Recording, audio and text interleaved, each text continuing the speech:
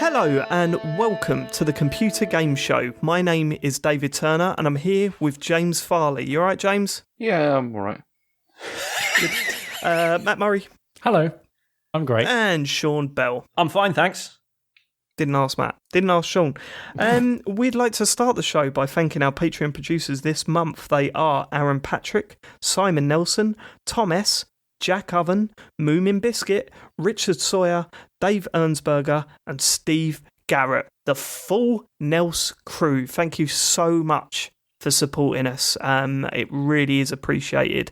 And if you would like to support us, then please go to patreon.com/TCGS. There are different tiers. We've just released our October Patreon bonus podcast, which is getting exciting. We've all, two of us have got homework one of us has got homework for next month's show. That's James. He's going to be watching a bunch of Pixar films, and then the month after, Sean is watching The Office. Finally, it might destroy this podcast. To be honest with you, we're all very worried about it. Yeah, but I suppose we'll find out in a couple of months' time. And we're doing all sorts of craziness on that bonus show. Plus, there's the talks over that you can watch live at the next tier up. But go over to that website, check us out, support us. We really, really do appreciate it. Matt, you're back. I'm back, baby. How you feeling? All right? Great, you pumped? yeah. No, I was just incredibly busy at work, so yeah, got I had bad to let things you to do. guys down quite late in the day, but yeah.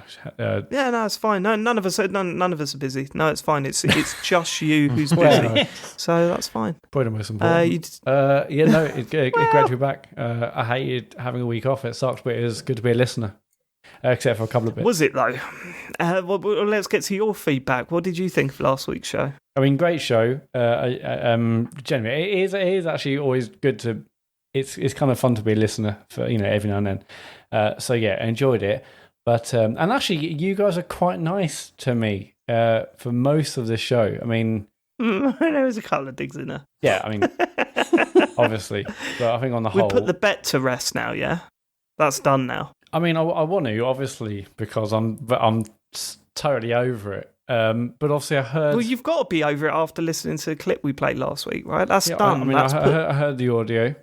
Yeah, all the listeners heard the audio as well, and I don't want to say any more about it. We'll put it to bed. But well, have you noticed that the amount of emails saying actually I agree with Matt is just flatlined this week? Well, because I think that because just everyone's puts bored that of it, whole. and they're like, well, No, I think they heard the clip and just went, oh yeah, no, that they are right. They are the best. they definitely didn't say that. No, I mean, the listeners know the truth. I know the truth. You guys all know the truth as well. So we'll just have to move on. I mean, I'm looking forward to that script from James, and I'll do the video. This is it. This is what's going to annoy me the most because we're going to go through weeks and weeks of all this discussion, and the tiny little bit of work that James needs to put in will never get done. It will get done. I think it won't get done, James. You'll forget about it next week now that it's not brought up on a weekly basis. And He'll forget about it, and then when I'll he be does honest. remember, he'll repeatedly decide he can't be asked. Yep. So- I'll be honest. Go on, you'll be honest. What? I Go on. had actually forgotten about it.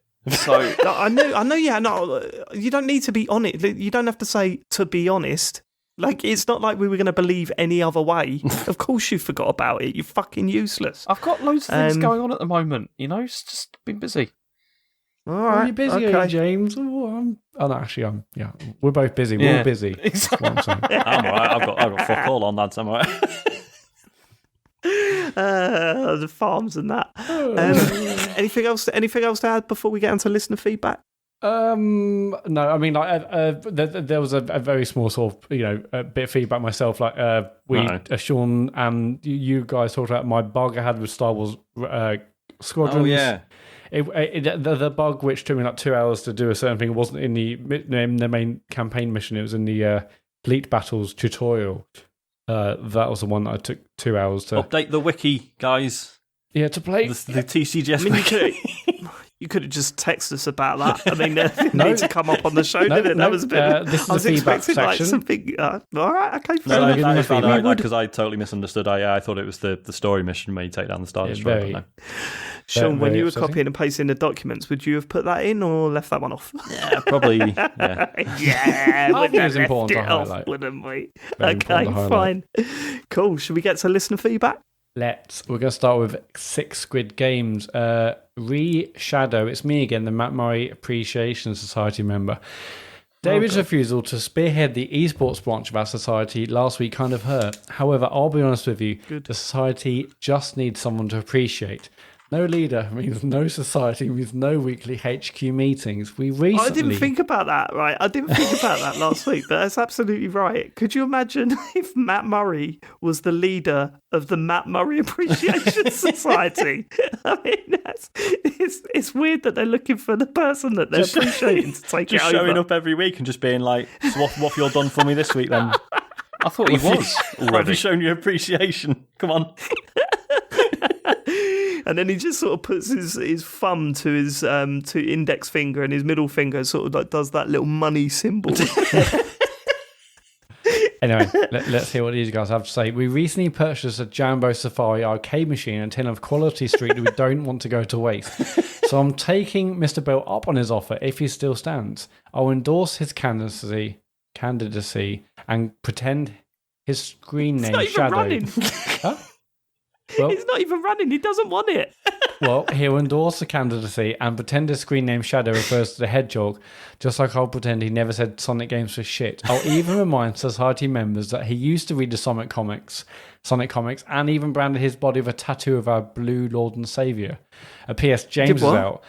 out of the question because he hates Alex Kidd. It's not true. I don't hate Alex Kidd. I loved him Miracle World. It's just all the others are rubbish. You branded. What was this? You branded your we body talked about the with Sonic a tattoo. tattoos, didn't we? I got in real trouble with my primary school headmaster for putting temporary Sonic tattoos on my arm. Okay, right. Well, and you're in trouble because, like, why isn't this permanent?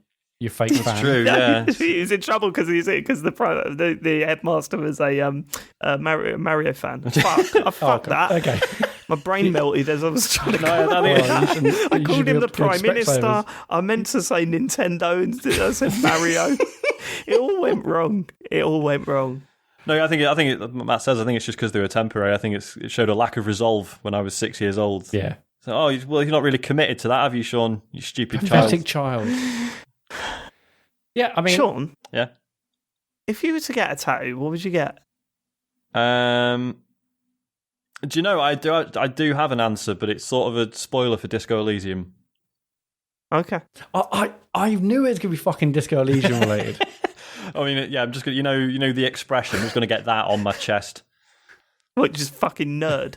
Is that what you're gonna get? No, the expression. Did you play that game, Dave? No. I winged it well though, didn't I, for a year? he did winged it. What's that thing that Kuno writes on the wall? Is it like "fuck off, police" or something? Or I don't know. Does Kuno? Oh, is that if you do the graffiti? yeah. I mean, I suppose any of the graffiti things you can do would be good candidates for a tattoo, I love especially that. that Kim is the best one. Well, the one I did, I was really happy with the one I did. Did you do the fuck the cops one? yeah, No, I think just did. I just did. I love you, Kuno. Like, Yeah, have that on your chest, Sean. I love Yeah, you, Kuno. could do. No, Someone's definitely got Kuno doesn't give a fuck written like tattooed on him fuck does somewhere, Kuno right? care? Yeah. Yeah. You're fuck does I Kuno just love care? the fuck the police one. I just love the fact that it's just like Kim just looks on in despair and but we're the police. Yeah. And one of the options is fuck us. Anyway, sorry, Disco Elysium's good, isn't it? It is. Yeah. It is very good. Anyway, I mean, listen to this last week. The whole like, Joe Pasquale popped in then. What was that? what was his voice even like? I can't remember. It's been such a long time. So, What was his voice? what was his voice even like? Just really high pitched, and Yes, Joe Pasquale? Yeah. I haven't really thought I mean, about Joe if there's- Pasquale for a long time, David. I apologise. No, I know, been in but your if you life hear for that some name, time. surely the first thing you think of is high pitched voice. Surely. If you know the name, you know the I've voice. got a lot of don't you? things going That's on in the- my head right now. Just that yeah. must Joe be squeezed Pasquale's out. not one of them in 2020. Yeah, Weird. exactly. I do not need to know that. I'll just push out other things to remember. Fair enough. Anyway, I guess what I was going to say is the last few weeks have always had my appreciation society stuff is, it's been fun to read Are out. we all But actually, drunk this week? Are we all I have had a bit of tea, so on? it's because I haven't podcasted for 1 week. I'm out of the game.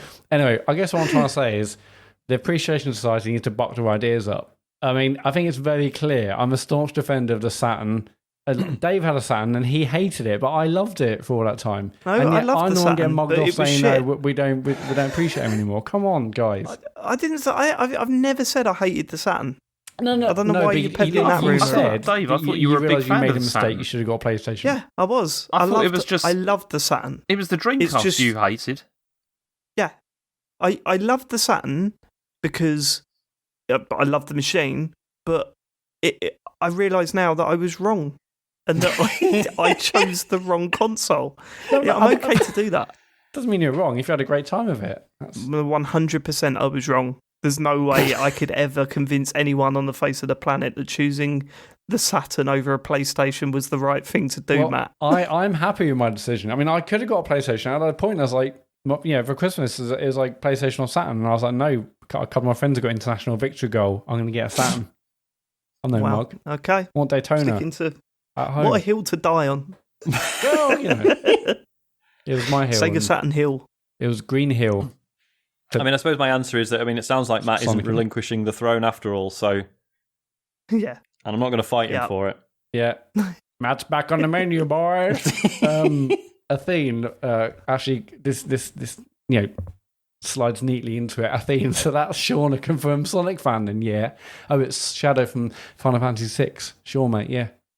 I mean, I definitely predates... noticed like a pro Sega stance from Sean. There's a Shadow bit. I was like, alarm bells.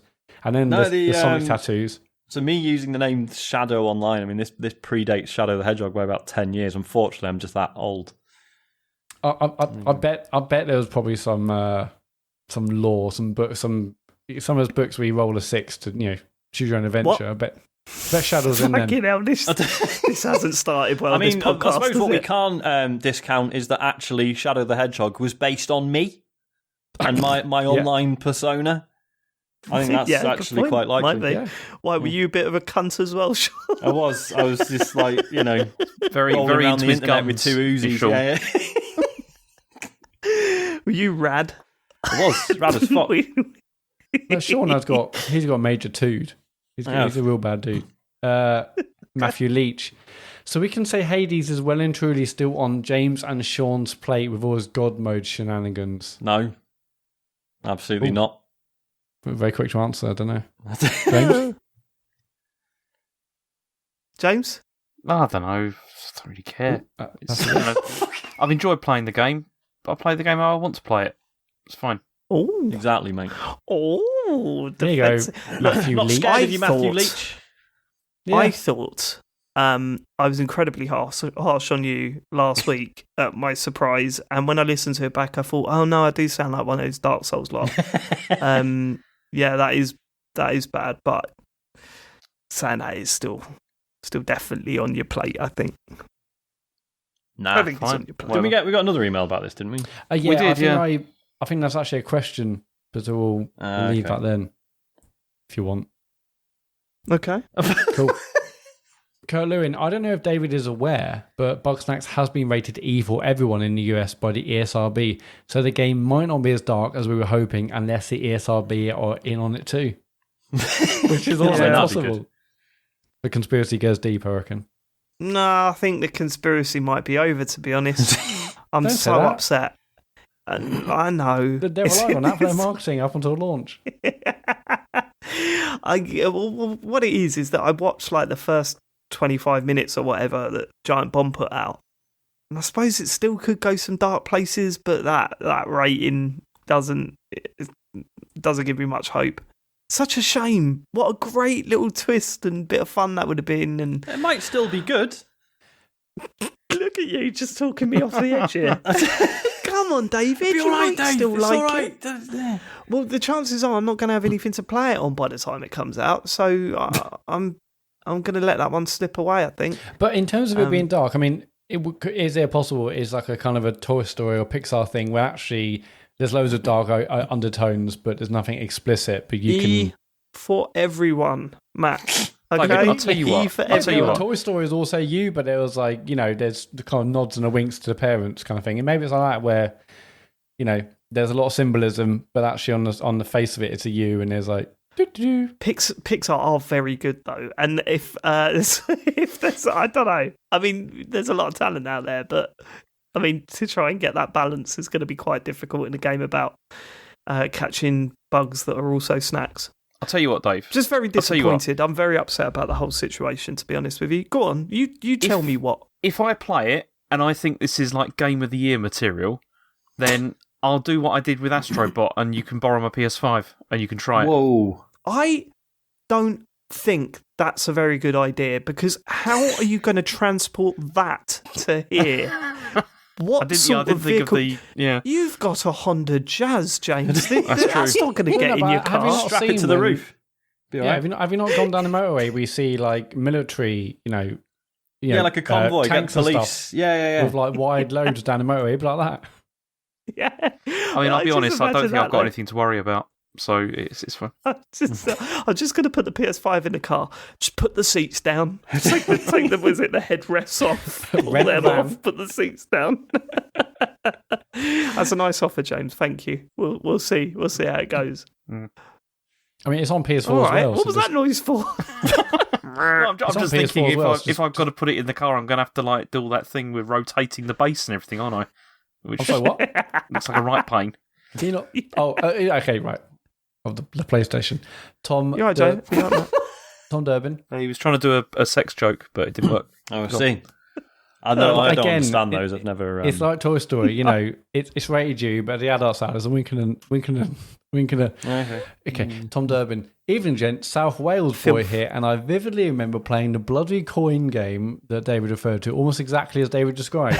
The only difference was that the spinning coin had to be flawlessly caught between one's fingers, and if you fumbled it, you got it sent straight back to the knucks. The coin itself was the player's choice. A British pound. That's not as good. Yeah, hang on. The coin itself was a player's choice. A British pound was favourable for bludgeoning damage thanks to its weight, whereas a 5p piece rewarded a skilled player with extra slicing potential. I got quite into it for a time. The scars lasted quite a while, so that was pretty cool. But cleaning the blood off to stay at the end of the class was a pain. Cheers for everything you do. Hang on, there's like 3 or 4, so we'll read all them and then you can respond. Tony Lois, we played perhaps a regional Midlands variant of the 2P Knuckles game where you had to catch the spinning coin between your ring and middle fingers. Got a scar from it, thanks for the nostalgia trip. Chod, UK, that coin game David was talking about on the show. My stepson was listening while I had the show on. Don't worry, he's 17. He said that he used to play that game in his high school. He then proceeded to demonstrate it to me and try to hurt me. Thanks. Adam Turner, it's the last one about it. Just emailing in to confirm that my secondary school, we also played a 2P knuckle game. I went to Kingsbrook School and remember this game, but what is concerning is I don't remember what you got if you won. So why were we playing it? I have no idea. It also got banged. It also got banned. It got banged, did it? I shouldn't have drunk at it. It also got banned after someone broke a knuckle. I also remember my first/middle school where after pogs were banned, mainly due to parent complaints after children's pogs had all gone due to gambling, we turned to stationery. You would enter the... Hang on, okay, well, after all the pogs had gone, we turned to stationery. You would enter the game with something from your pencil case against something else, then start the opposite ends of the desk. Each would take turns flicking said stationary items towards the other players, Sabutio style, and if you managed to hit the other players, you won it. You can leave open books and other items on the desk as obstacles. Well, I mean, that's quite a school tale, isn't it? Fucking hell. But, I mean, schools really do destroy good games, don't they? If you're ended up flicking up a pencil across the table and I hope to hit the other one, that's not that's not a good substitution. Yeah, I had a bunch of tweets as well saying that that game was called Knuckles in their school, and that's exactly what it was called in mine as well. It was called Knuckles. And I want to know the technique people used to use, because mine was you put your thumb on top of the 2p and then you had to flick it between your index finger and your middle finger, and it used to like go really hard. And my mate used to be able to flick it up so it didn't hit your knuckles, it hit like the center of your hand, like the back of your hand, which somehow hurt more than it smashing up your knuckles. And so we used to go into lessons with blood all over our knuckles and bruises in a line across the middle of the back of your hand. Good days, good times. What I'm thinking is, if we ever get back to normality with events and stuff, we'll have a panel at EGX and it's just Knuckles UK Championship, and we get loads of people. Maybe we can. They got that board game section, right? Maybe we can get just on one of the tables. We can use one of the tables. Yeah. We could hire one for like a couple of hours and then get everyone play Knuckles. I'm up for that. Sounds like a great idea. When you started talking about last week, the only game I remember playing with like 2Ps and 1Ps was a game where you had 3 coins, like same size, and then you would basically you would have it so you would they all be together, 2 at the top, 1 at the bottom, and you'd flick the bottom one, and then the one that's furthest back, you would use that to get through the other 2, and eventually you'll get towards a goal. Did you play that? Does that ring a bell? No. Oh, that was great. I do remember that. You had to flick them. Yeah, I do remember that actually. Yeah, you had to flick them and then go in between the 2 coins. Yeah. And then someone have like their knuckle on the edge of the table with like their little finger and their index finger out, and that would be the goal. Great times. It's not as brutal as the knuckle game though, is it, Matt? No, but it's great for Sabuto practice. Steve Cheney, quick tip for temporary transfer tattoos. Nail polish remover takes them straight off. I discovered this during a panic Google when my 5-year-old decided to put a unicorn on his face as he was getting his school uniform on one morning. I'd have just left that. I'd have just run with that, I think. No, of course you wouldn't. Unicorn on the face. You wouldn't let you into the school, would they? Would they not? No, our school would have turned Harry away if he had a unicorn on his face. Definitely. School is wank. No, the nail polish thing, because that was partly what shit the teachers up school is wank. When I got the temporary ones, and I was like, oh no, it says you can just take them off with nail polish remover, and they were like, nail polish remover? That's like fucking acid. So it's all very controversial. Also, Steve says, has anyone noticed that Sean's voice sometimes randomly paint stripper on it? Poor bleach. Has anyone else noticed that Sean's voice sometimes randomly starts to have Google Voice commands? It's not like he says okay and then don't say it. No, but at any point, but at least once a podcast, he sets it off my phone. Must be something about his posh Cheshire accent that Google likes. Fucking posh. I was going to say. Look, that Steve's words are mine. Yeah, but hold on. In what way is Sean's voice posh? I mean, relatively speaking. You're right. I don't know. I've never. Must be the prince at the door. Oh, no, it's Sean Bell. What's for tea? Okay. Sean's Christmas message. You're right. I tell you what. I don't have like monster hunting. Wow. Oh, for Christ's sake. Here he goes. Yeah. Okay. What was I was going to say? Any response? That very rarely happens in my own home, so I don't know why it's happening more often when it's being played via a podcast. I don't know. Weird. All right. That's the magic of radio, baby. Right. We do have an email actually about Hades, and I somehow put it at the end. I don't quite know why. John Cheetham. I really enjoyed hearing James and Sean's thoughts on Hades God Mode. This is one of the smartest approaches to difficulty I've ever heard of in a game, and the fact that more people will get to experience the story, the art, the writing, and the voiceover is an unqualified win for all concerned. The way your damage resistance slowly ticks up death by death also means that eventually everyone will experience the combat and action at a level tuned just right for them to enjoy the challenge without necessarily making it a breeze, which is nothing short of inspired. It isn't even that different to stuff you can pick up in the game in terms of how it functions. I've got my Myrmidon Bracer upgrader, so it gives me plus 25 damage reduction on attacks from the front, and there are boons you can find to help you tank. So the initial 20% from God Mode is nothing unusual. It's just like getting a really good keepsake early. I haven't switched the mode on myself, Yeah, right, John. But I can think of some types of games. I wouldn't use it, obviously, but if you want to have this option. Then I completed it in legitimate means. Yeah, I would never do this like a loser. I haven't switched mode on myself, but I can think of some types of games where I would love to have this option so I could experience more of them. And with Hades, having it available so more people can play, at least finish a run, makes it even easier to recommend this absolute belter of a game. Correct. All right, fair enough. Yeah, people enjoy it. We'll get on to that in a bit. That's it for feedback. It's you can go to tcgs.co/deartcgs if you want to leave us a little message. Cool. Or a big one. All right.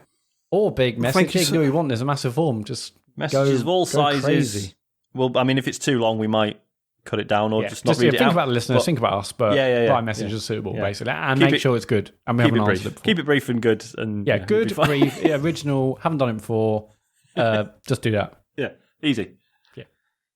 Send money. Should we get to the news? Yes, please. James Farley. Okay. So there was a PS5. James, come on, mate. Don't act like it's like you're angry that I've asked you to read the news. What? I wasn't. How was that? A massive sigh. How did that sound, Sean? It was just pure like, okay. I think that was the most telling one you've ever done.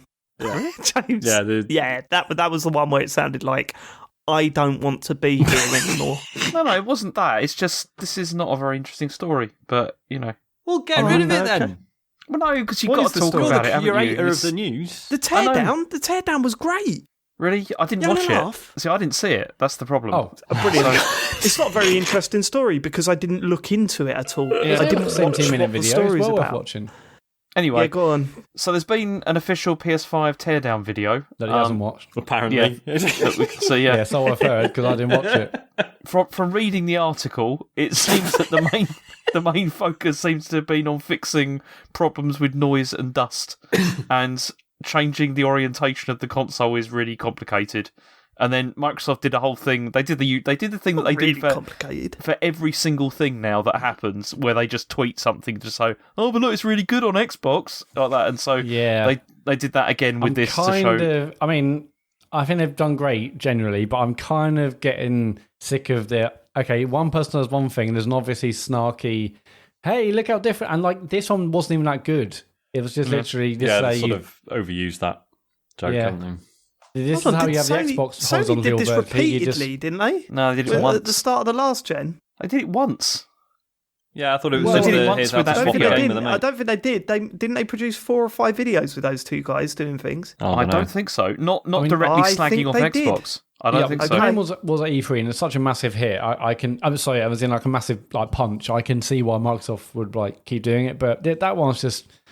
Okay, you get it. You can have the console vertically or horizontally by literally standing up. I don't think it's anything to crow about. The fact that you can have your console slightly, like you said it was overly complicated to go from standing up and to that's not what I said. That's what Eurogamer said.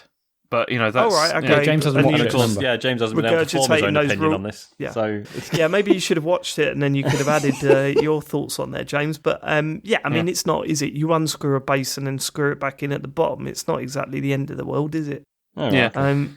The reason being is because the PS5 itself isn't flat, so you have to put the thing on the base of it to make it flat, I guess. And then it turns out that there's 2 rows on the front which are air vents, and the rear is an exhaust. So the air goes in and then out the back to cool it down or whatever. That's not true, is it? I don't know. Is it? I don't know. What? Is that true? Well, it says here the 2 rows on the front are air vents. The rear is the exhaust ports. Yeah, that is what I said in the video, and that's what you again will say as well. Yeah. So why is that not true? I thought that air did come out of the front as well, but maybe not. Okay. Oh, yeah, isn't that what a vent is? I don't know.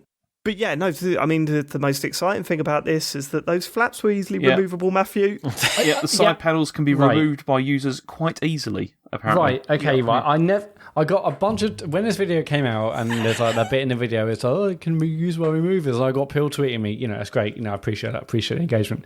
But, I never once said, you can't remove them, because obviously people have to assemble these things, so clearly... they're removable. Right, I never said that. I'd said I think they're probably actually more crucial than others would be led to believe. We can just take them off, have the PlayStation without them things. I said they're probably pretty crucial to airflow.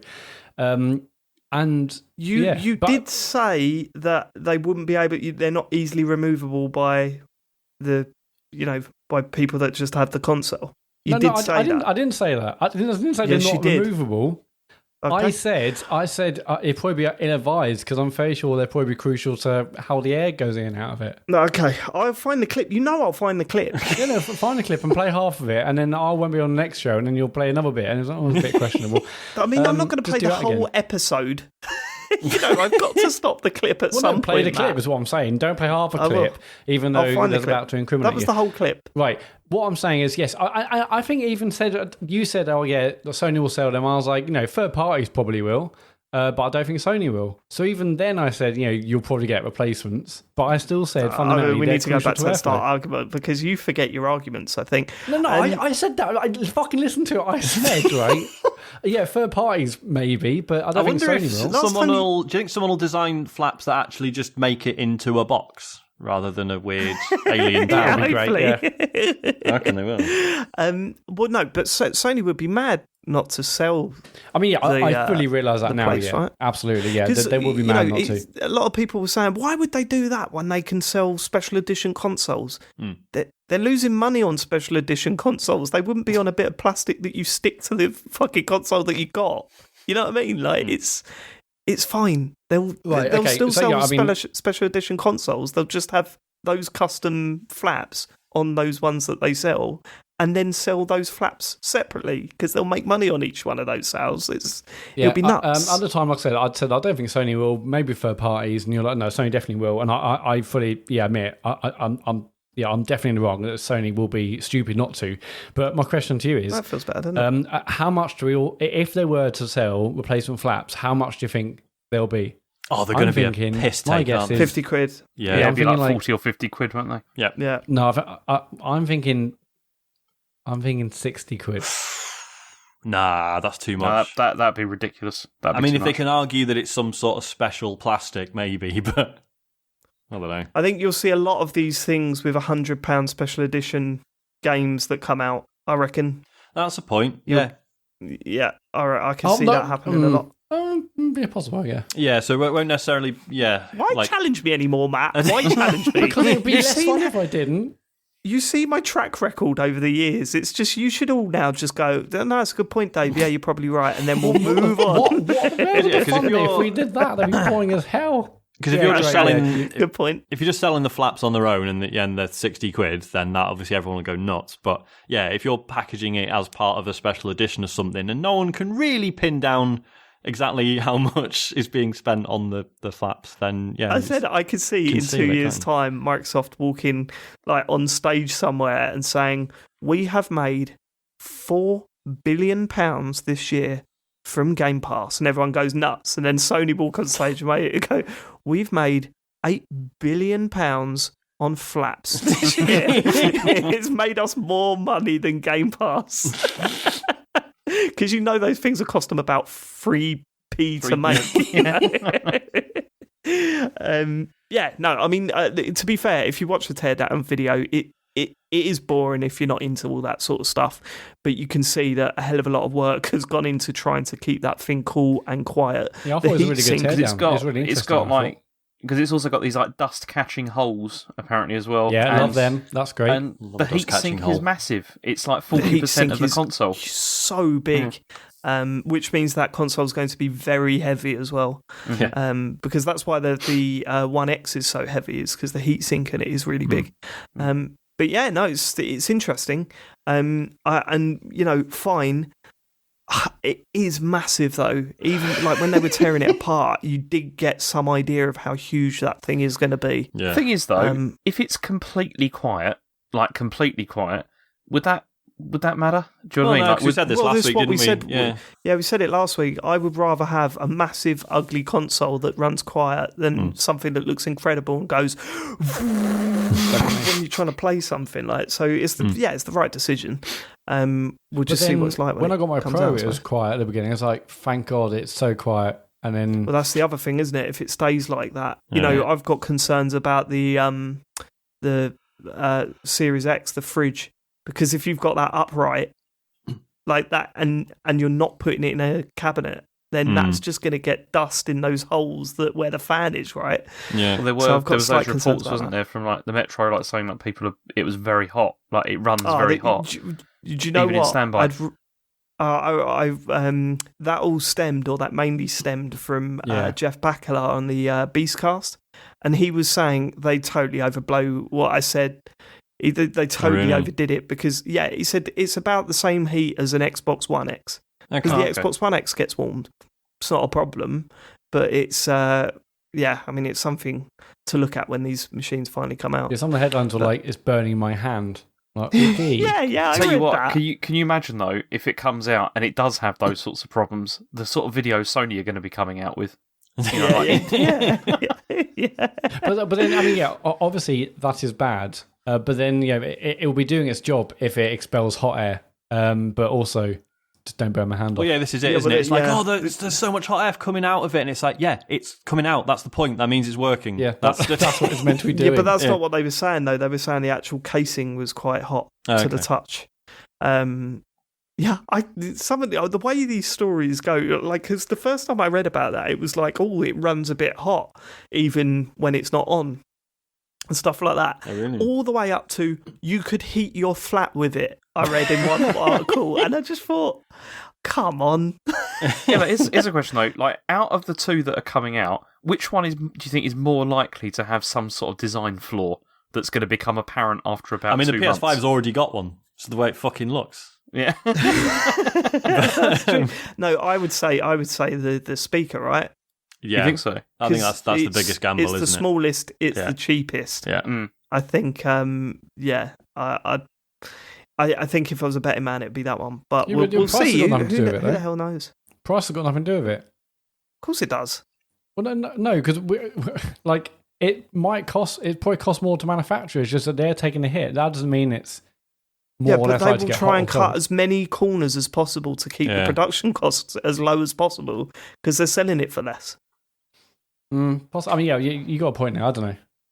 Cheers. I think just because it's cheaper doesn't necessarily. I mean, I can't wait. It's hard I to say. I mean, no one could have guessed the whole Red Ring of Death stuff. I hope like we open up the Series S when it comes out, and there's just all like sellotape and bits of string. There's fucking blue tack inside it. That's the heat sink. It's just a load of fucking blue tack.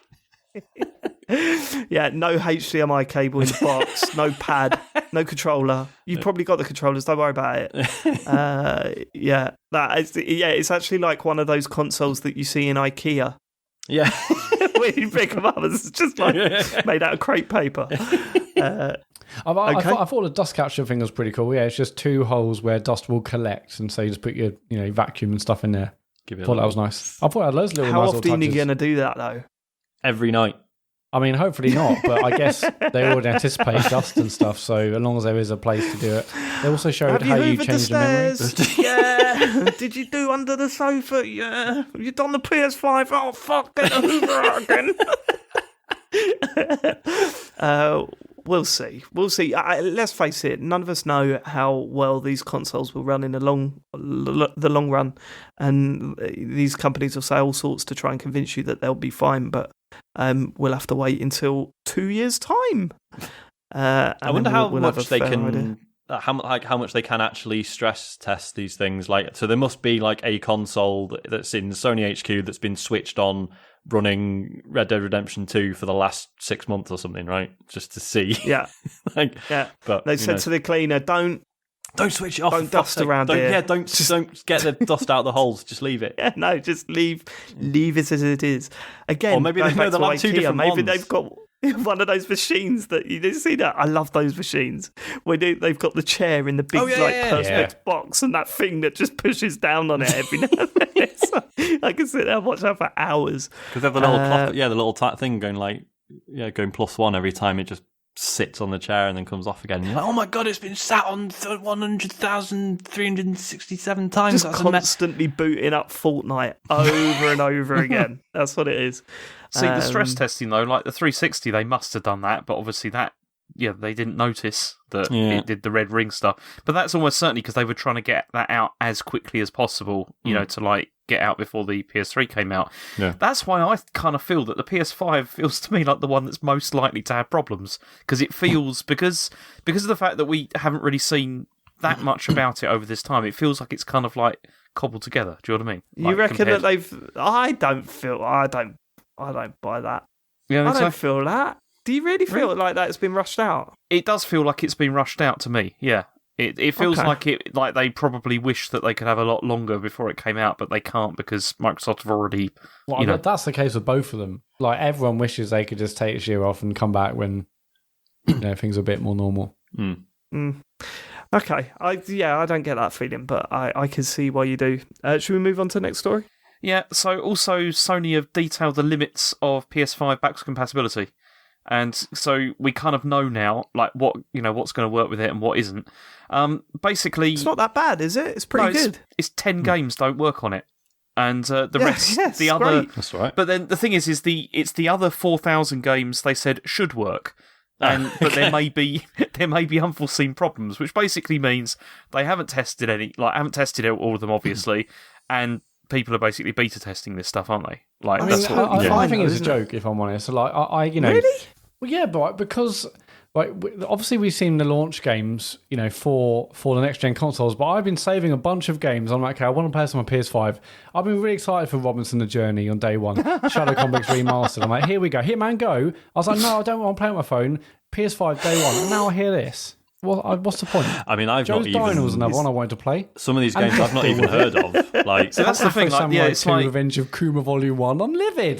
These two games. Can you play Volume 2 though, Matt? Is Volume 2 available on there yet? I don't know, but I want to play TT Isle of Man, Ride on the Edge 2. Can't play day one. And just and deal Joe's with it. Diner. Don't forget Joe's Diner. Joe's Diner. It's a classic. Have they said why those ones don't work?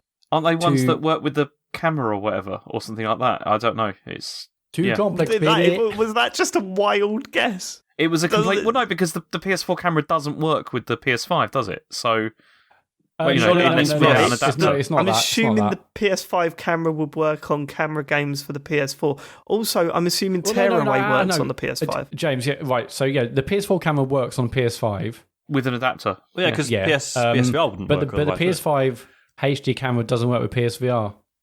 Yeah, right. That's the one. So you need to use a PS4 cameras. All right. Nice. So the opposite of what James said then. Oh yeah, when I said the PS4 camera doesn't work on PS5, I mean it does. Yeah, without an adapter. That's what I said. Okay. So that's why I can't play TT Isle of Man on or Joe's Diner. Yeah. Or We Sing. I mean, don't get me wrong, right?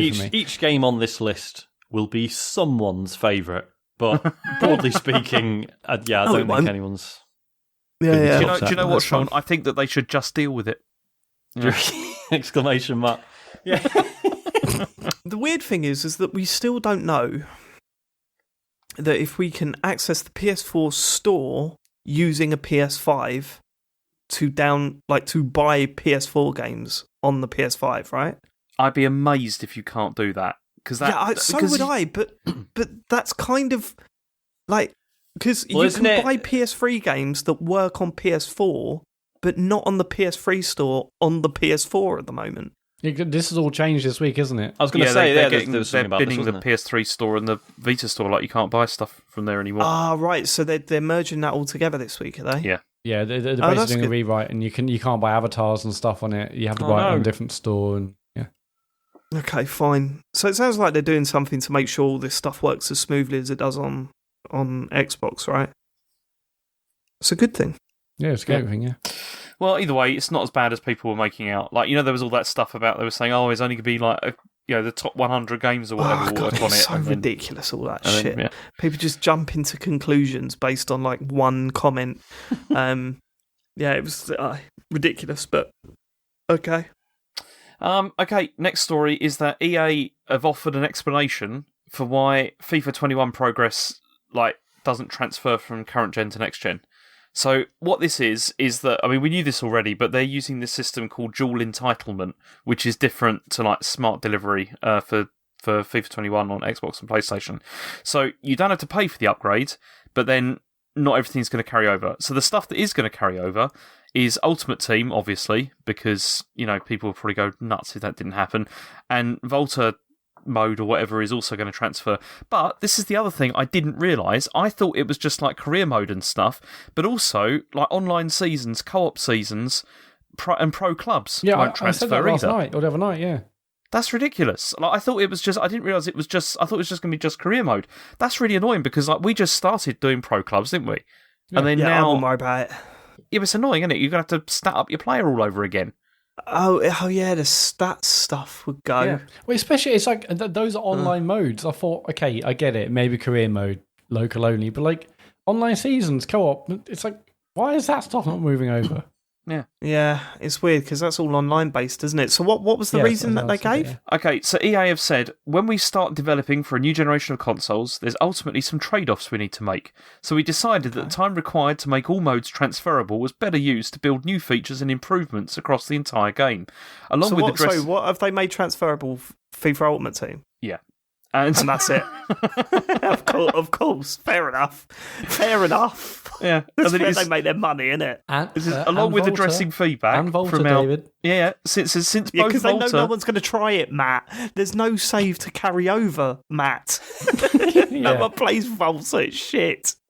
It is. I tried it again the other day and I just can't get on with it. It's not very good, is it? It's hilarious when Harry plays it, because obviously he plays as Millwall, and watching Millwall players in a street setting like that doing tricks that they're never going to do in real life. It's like, this doesn't fit in with the scene that they're trying to create here at all. But yeah, go on. Yeah, so then they said, since both Volta and FUT, what do I call this? Ultimate Team? I don't know. Are server-based modes, it makes sense for us to focus on them as a way for players to carry over their progression. So, yeah, but like as you said, it's the money in it. It's like, obviously, people have got money invested in FIFA Ultimate Team, but nobody is investing money into career mode, which is a shame. Yeah, Well, no, it not sucks I that want we're going to have happen. to stat up our players again, but whatever. Yeah. I don't care. I'll take that for a better looking FIFA. We'll and it probably gives have to us start something up to do another club again as well, and all that. It's again. Yeah, well, ridiculous. we do that 3 or 4 times throughout the season anyway, because we get frustrated with it and start again. But yeah, we'll be back. We'll be back, and we'll get to FIFA 21 a little bit later. Look forward to that, Sean. Yeah, can't wait. Yeah. Good.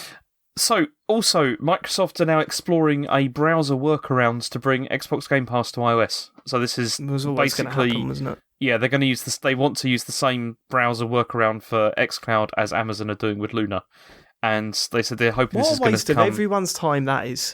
Yeah. Do you know what I mean? Yeah. What a waste. Luna?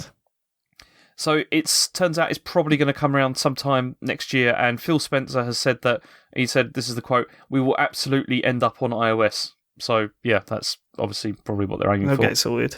Yeah. They'll get it sorted. Okay, we look forward to playing Xbox Game Pass on iOS. Yeah. But just in a slightly more annoying way. Yeah. You would have liked. Where the phone will probably not recognise it as a don't lock your phone thing. So, just come on.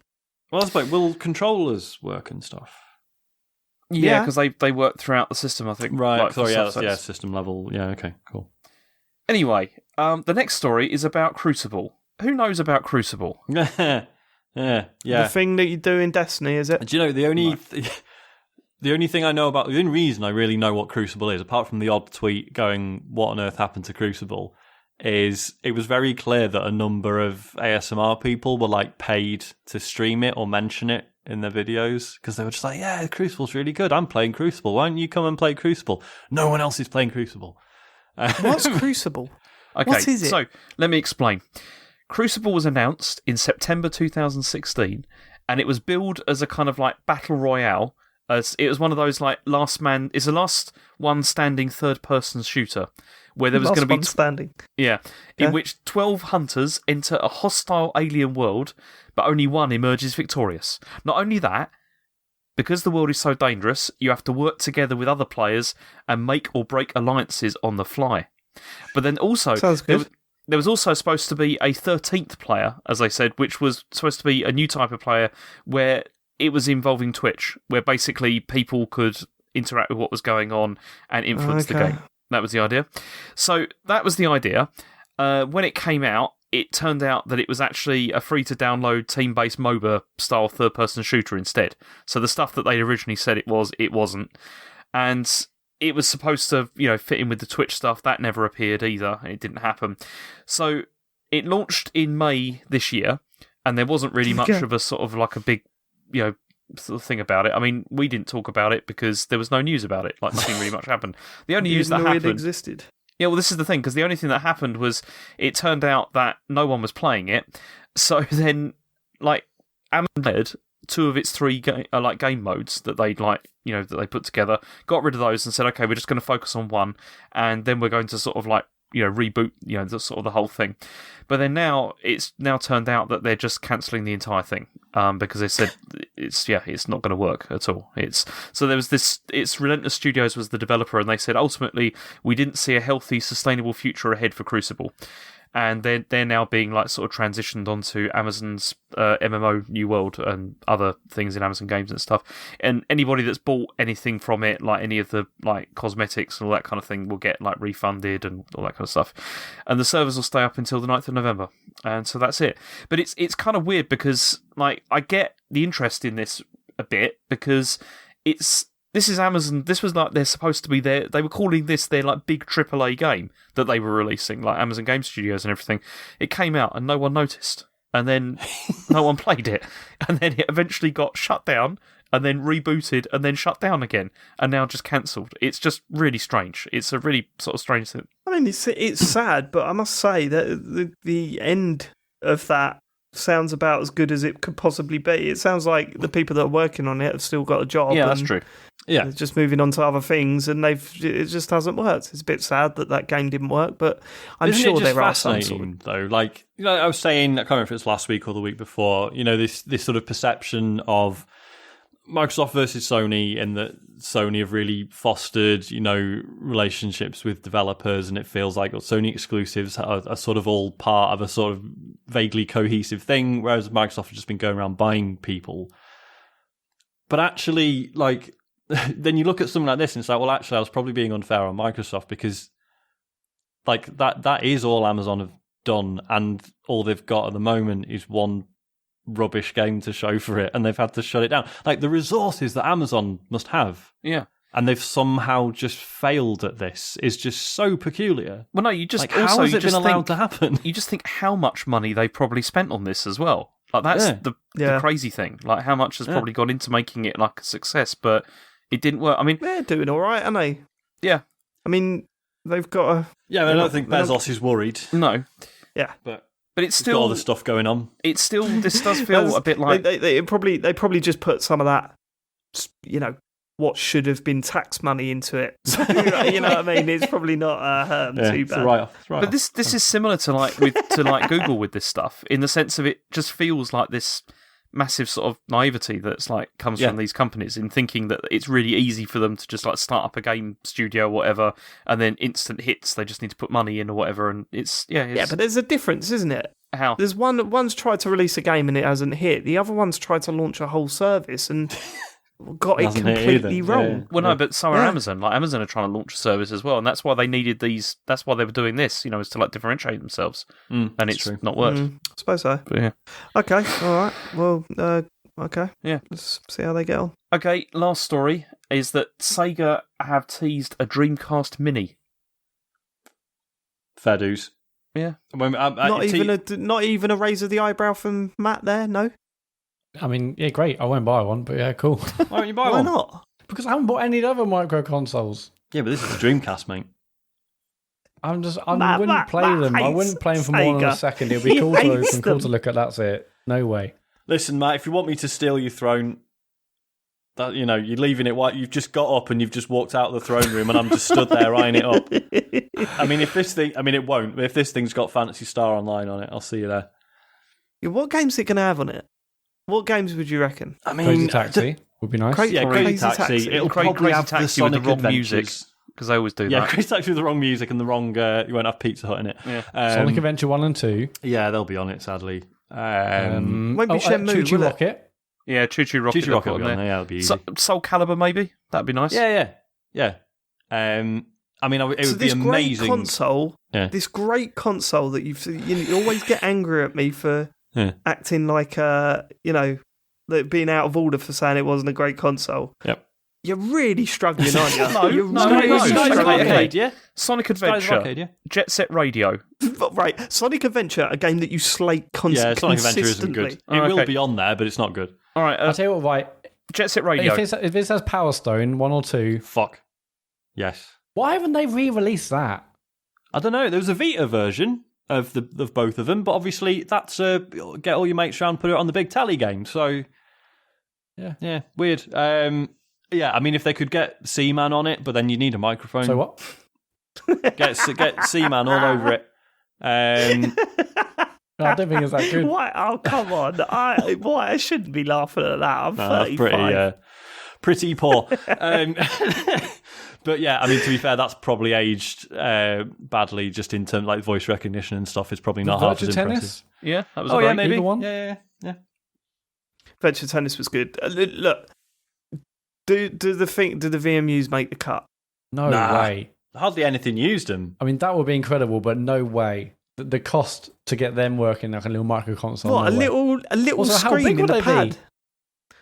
Be? No, I'm just talking. Even if they're just fixed into the pad, yeah, they'll do one like fixed non-removable. That's what they'll do. Yeah, do you reckon? But they didn't really do anything. anything. I don't think they could completely ignore that, can they? No, I think that's such a crucial part. Yeah, you're right. Yeah, if it's a fixed-in LCD screen or LED screen, yeah, sure. What was the Sonic board game one that used the...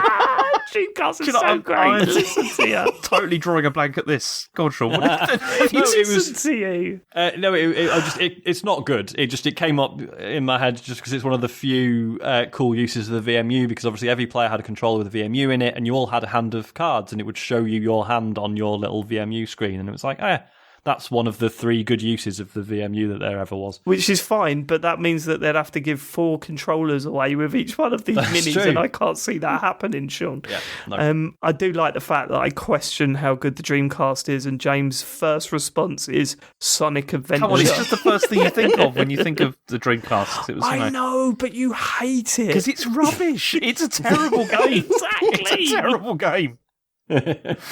Didn't it have... I think it had a lot of good shooters on it as well, which is not my cup of tea. Did it have a Virtua Fighter? The Dead? Yeah. Oh, yeah, Type in the Dead. Type in the fucking Dead. You're going to have to give a keyboard away.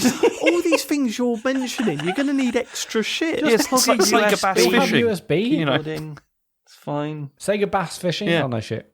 Yes. Oh, Space Channel 5. Not the one with Michael Jackson in there. Quake 3 Arena, Unreal Tournament, all the biggies. Yeah, they're versions of those games we need to revisit. The Dreamcast version. Sean. It was Sonic Shuffle. This section of the show. Oh, Sonic Shuffle. That's Sonic Shuffle. I remember that. I remember Sonic Shuffle. Yeah. Okay. But you'd rather you didn't. Okay, though. so that's I mean, it may not even be Dreamcast happening Mini. because what it was that the person, it's Sega's, it's called Sega's Mini Chief. It's Yosuke. Sorry, Mini Chief. Okay. So he's the guy. No. I know it sounds ridiculous. It's this guy who was talking to Famitsu. He's the person in charge of all their mini stuff. And yeah, like you go. Who should I report this to? The chief or the mini chief? The mini chief just going over a little door, knocking on it. It's like a little mouse hole in the So anyway, do you want to hear? Do you want to hear what the mini chief has said? Yes, please. So he said to do the voice. He said, "I think for the next one." No, do the voice. You got to do the voice. I think for the no, I can't do that. It's You can't really start it. Do you reckon the mini chief lives in the top pocket of the normal chief? The actual chief. And he just pulls down his little top pocket of his shirt. And he goes, "Yes, I'm listening." Gives him a little bit of cheese, and he goes back in. He's not Stuart Little. And he designed the mini Game Gear, and he doesn't quite understand why people are so angry about it. There's a comment on the Game Gear, actually. I really? can get to that, yeah. It's really good and massive in my hands when I hold it. It's fine. I designed it so I could jump from one button to the other. So, what did the mini chief say? And please use the voice, James. I think for the next one, we may go with a concept close to the Mega Drive Mini. If I have to say some names, it would be an SG-1000 Mini or a Dreamcast Mini. There you go. How was that? All right. Oh, fuck.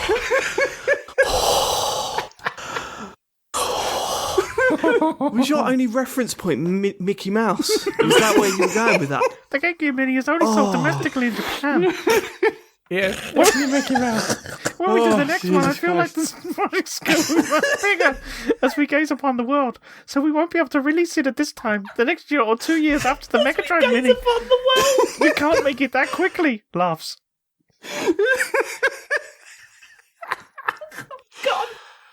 Oh, fuck. Oh, my neck hurts.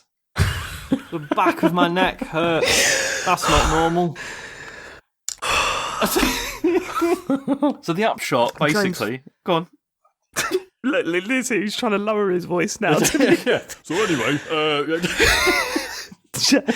James, thanks for that, mate. yeah, I Oh, needed that's that. made my day. That's it. Go on. So anyway, the upshot of this is he basically said it's either going to be an SG-1000 Mini or a Dreamcast Mini. No one's going to buy an SG-1000 Mini, so it's almost certainly going to be a Dreamcast one. Okay. Cool. That's it. Ooh, can they get Shenmue on that, do you reckon? Probably. I mean, they're skipping the Yeah. Saturn, though, aren't they? Which is a bit weird. Which I think is harsh, actually. Yeah, it's about right. I think it was better. I think it was a better console. What about Ooh. that? Virtua Cop. Sega Rally. Virtual Cop 2. Didn't have Sega Sonic Rally, Adventure, yeah. though, did it? So, yeah. No, but Good it had point, Sonic shouldn't R. it? point. Maybe that's a good thing. Sonic R was shit, Matt. Had I Sonic don't know why 3D? you keep bringing up Sonic R. Because I played enough to actually enjoy that game. It's just a It was- tech demo, it was wasn't it? crap. Hang on. you're Was that the thinking about racing Sonic game? 3D. Oh, no, Sonic Jam was Sonic's- the other one, wasn't it? The Sonic Jam was the one that Yeah, had all the Sonic games. Jam was the Yeah. it was the tech demo. Oh, yeah. Still good though. I like that. Sonic R was I the like that. mediocre racer. Well, move on. Mediocre's giving it a little bit too much credit there. James, right? Okay, move on. are we going to what you've been playing then? Because I'm going to need a rest. Should we start with Sean? Let's start with Sean this week. Yeah, go on then. Hades, I'm still playing that to the exclusion of basically anything else. So I've done one successful run. About and time, innit? If you're fucking 20% and easy 2% mode, mate. every time Easy you die. mode. Fuck, man. The worst part is after turning that on, it still took me like another 4 or 5 runs before I actually got it. But anyway, absolutely fascinating what it does narratively and the way it continues to justify repeat playthroughs. I don't want to say any more than that. It's just fucking No, great. I isn't want to complete it again. Yeah. You know what I mean? Yeah, I've yeah. only done one run Mhm. after my completion, and I got to the boss, the final boss, but died and was Yeah. gutted. Yeah, I same. want to do it again, and there's a Yeah. reason why I want to do it again. So it's just cracking game. the way, so narratively the way it develops and the way it just continues to sort of, mechanically sort of keep opening new little things for you to think about or whatever. It's fascinating. I love it. Great game. Matt, you got to play it. You got to play it. I started playing it today. Whoa! Yeah. Here we go. How Started, much? Finally. Actually, I mean, I obviously I knew I needed to play it anyway because everyone was talking about it, and like you guys did such a good job last week talking about it. It got me excited to play it, and then did a little cheeky lunchtime one and a little bit after, and Go on. it's excellent so far. Excellent. I think I played like 2.5 hours of it. How many runs have you done?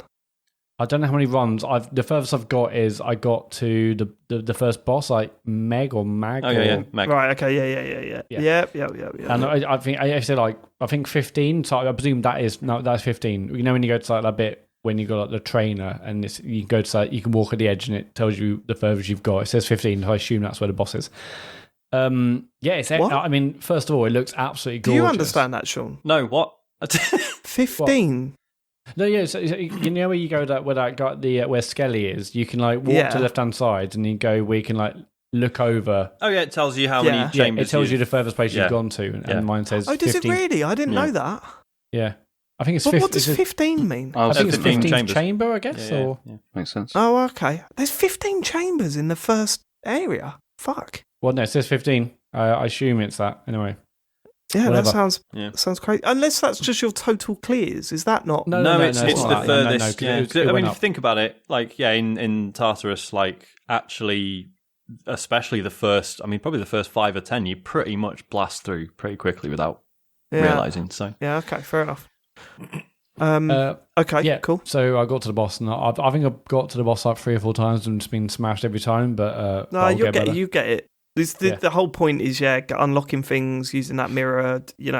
Working out what the boons is probably your biggest advantage. yeah, It's really important to read all of that stuff.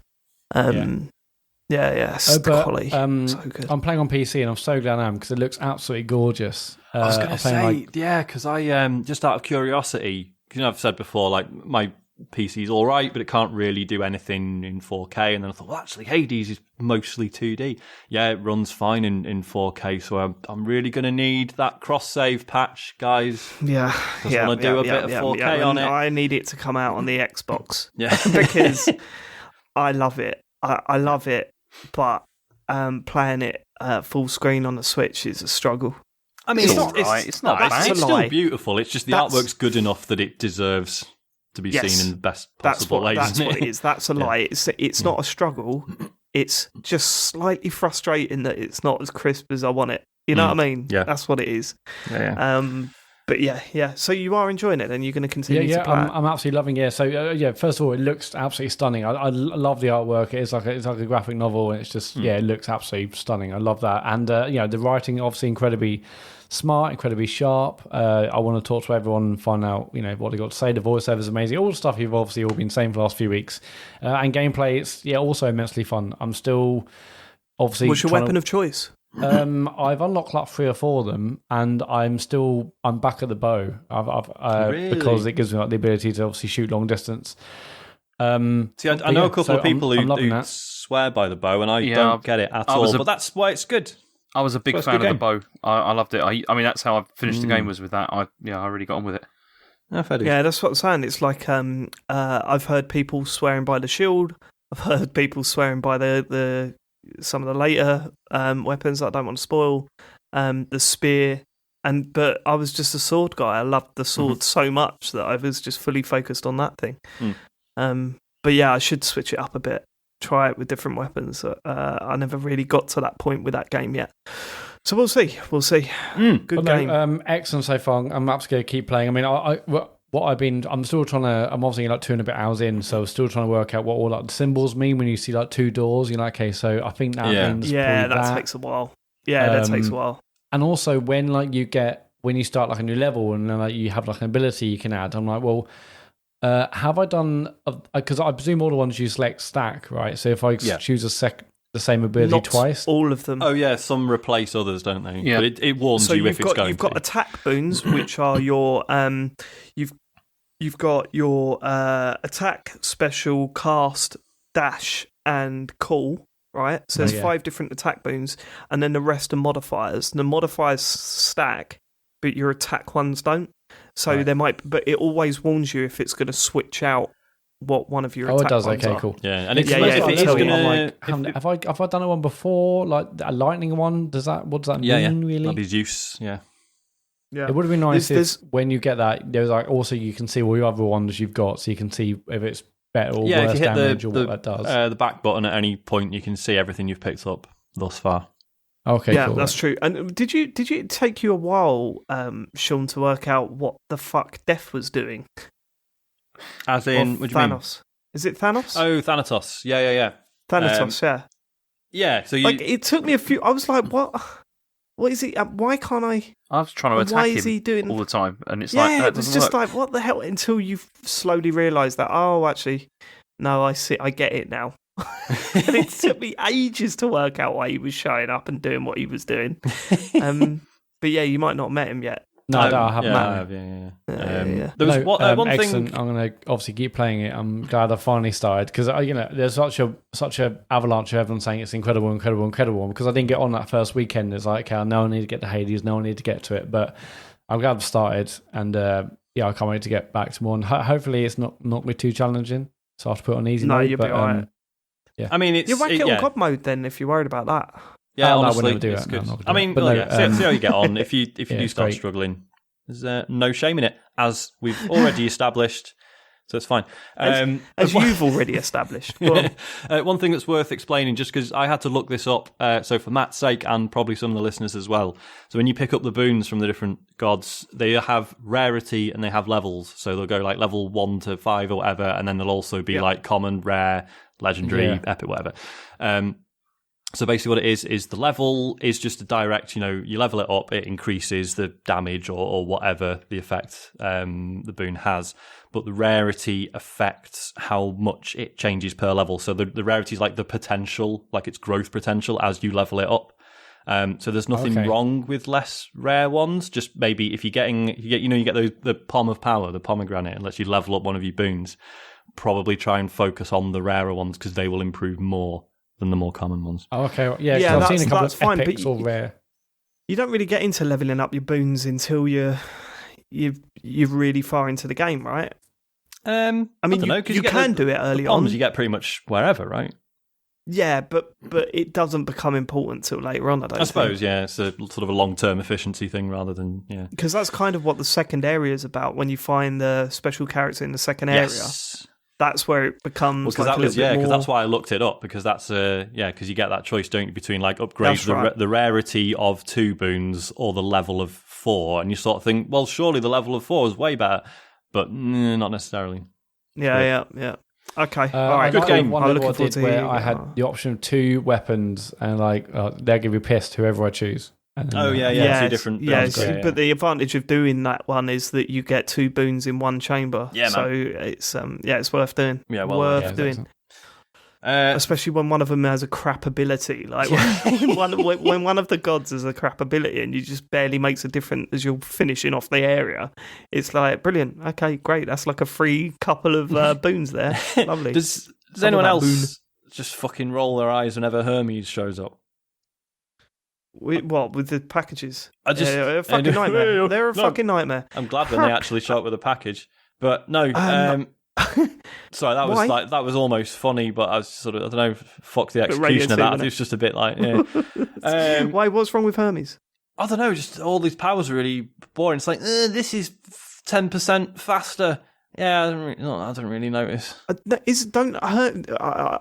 it's different for me, but because I'm using a sword, I think Hermes gives you like a much faster attack, which is brilliant when you got the sword, because you want to attack as quickly as possible, get in and get out. Rapid. You get loads more hits in. Yeah. I don't know. I just find this. I mean, obviously, like the game's really well balanced. All his abilities will help in ways that I'm just not perceiving. Perhaps I don't know. He just seems way less exciting than all the others. You do lean towards them, certain ones, don't you? Yeah. The hammer dude is like every time I saw him, I was like, right, I'm going to him. Oh, Daedalus. I know he's definitely going to have an they're all ability that I love. Yeah, they're all absolutely absurd. The weapon ones. And then, sorry? There's a certain god in it that you don't get until later. Really fucking good. Yep. Yep. Yes. Right. Play that game, Matt. Yeah, play it's really good. The only other one, I mean, I've chipped away at a few things, played a bit more Destiny, played a bit more Hard Space Shipbreaker. You know the one I was talking about ages ago where you're just salvaging spaceships? They added a mode where, like, basically you don't run out of oxygen or anything, so you just take your time dismantling ships, and that's become a bit of a nightly ritual again. Just like, just dismantle a spaceship before bed and listen to a podcast. Why not? That's been a really nice time. The only other one I really want to talk about is You Suck at Parking, which is part of there's another Steam like festival on at the moment, which they seem to do one of these like every like other month now, where it's just basically like here's a load of demos for games that are coming out at some point soon, and this is I streamed this last week, and just on a whim, I just picked a few demos out that looked cool or funny or whatever, and this was fucking great. It was so much fun. So all it is, it's like a sort of isometric-ish viewpoint, sort of cartoonish visuals, and you spawn a car and you've got to drive it into a parking space as best you can. And like initially, obviously that's really simple. The only straight away the first trick is that like as soon as the car stops, that's it. The car is stopped there forever. So if you miss, it then spawns another car and you've got to try again, but the first car is still there, right? So repeated failed attempts will eventually screw you over because all these sort of dead cars are all sort of sat in the way. And initially it's like drive in a straight line and then stop in the right place. Brilliant, you did it. Then it's like turn a corner, and then it's turn a corner, but also if you touch the sides, you will blow up. And 10, 15 levels later, you're basically just doing these massive assault courses with stuff that will blow you up, fans that blow you around, other cars driving around, getting in your way. And also you've got a not massively strict, but you've got a time limit, basically, that you've got to be mindful of. And fucking hell, it was so much fun. It was just really great. Just really enjoyable, not too punishing. Just loads of funny little moments, just, arising out of like the gameplay. I properly enjoyed it. I think by the time this episode, me a little bit of because I watched your stream while you were streaming it, and it reminded me a little bit of What the Golf. Yeah, That's definitely. what it was. yeah. But it had a What the Golf vibe about it, didn't it? Yeah, similar sort of occasionally sort of wrong-footing you out of nowhere, but in a way that's funny enough that you don't really mind. Yeah, just felt like I had a really good sense of humour about it. So yeah, I think by the time this episode goes out, I think the festival will be over, so the demo won't be available anymore. But it's not out till next year, but definitely one to keep an eye out for. It was proper good. Cool. Yeah, that's it from me. Matt, let's get to you. So I obviously wasn't on last week, so I played a bunch of things. I played Super Mario Bros.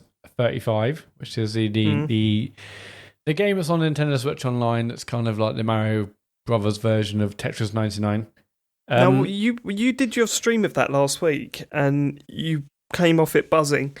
Yeah. You did a stream of it this week and seemed really disappointed. What did you think of what we were saying last week? No, I think... So what you were saying last week is that it kind of goes against what Mario is, and actually you can just be slow, and that's basically what you're saying, right? You can basically be slow. Yeah. Yeah. Well, it's just that we didn't understand how the mechanics of the game, like, awarded good Mario play. Do you know what I mean? Yeah, it seems like it doesn't reward good Mario play. It just rewards you playing the game, but not necessarily Mario. It seems like who's got the longest patience?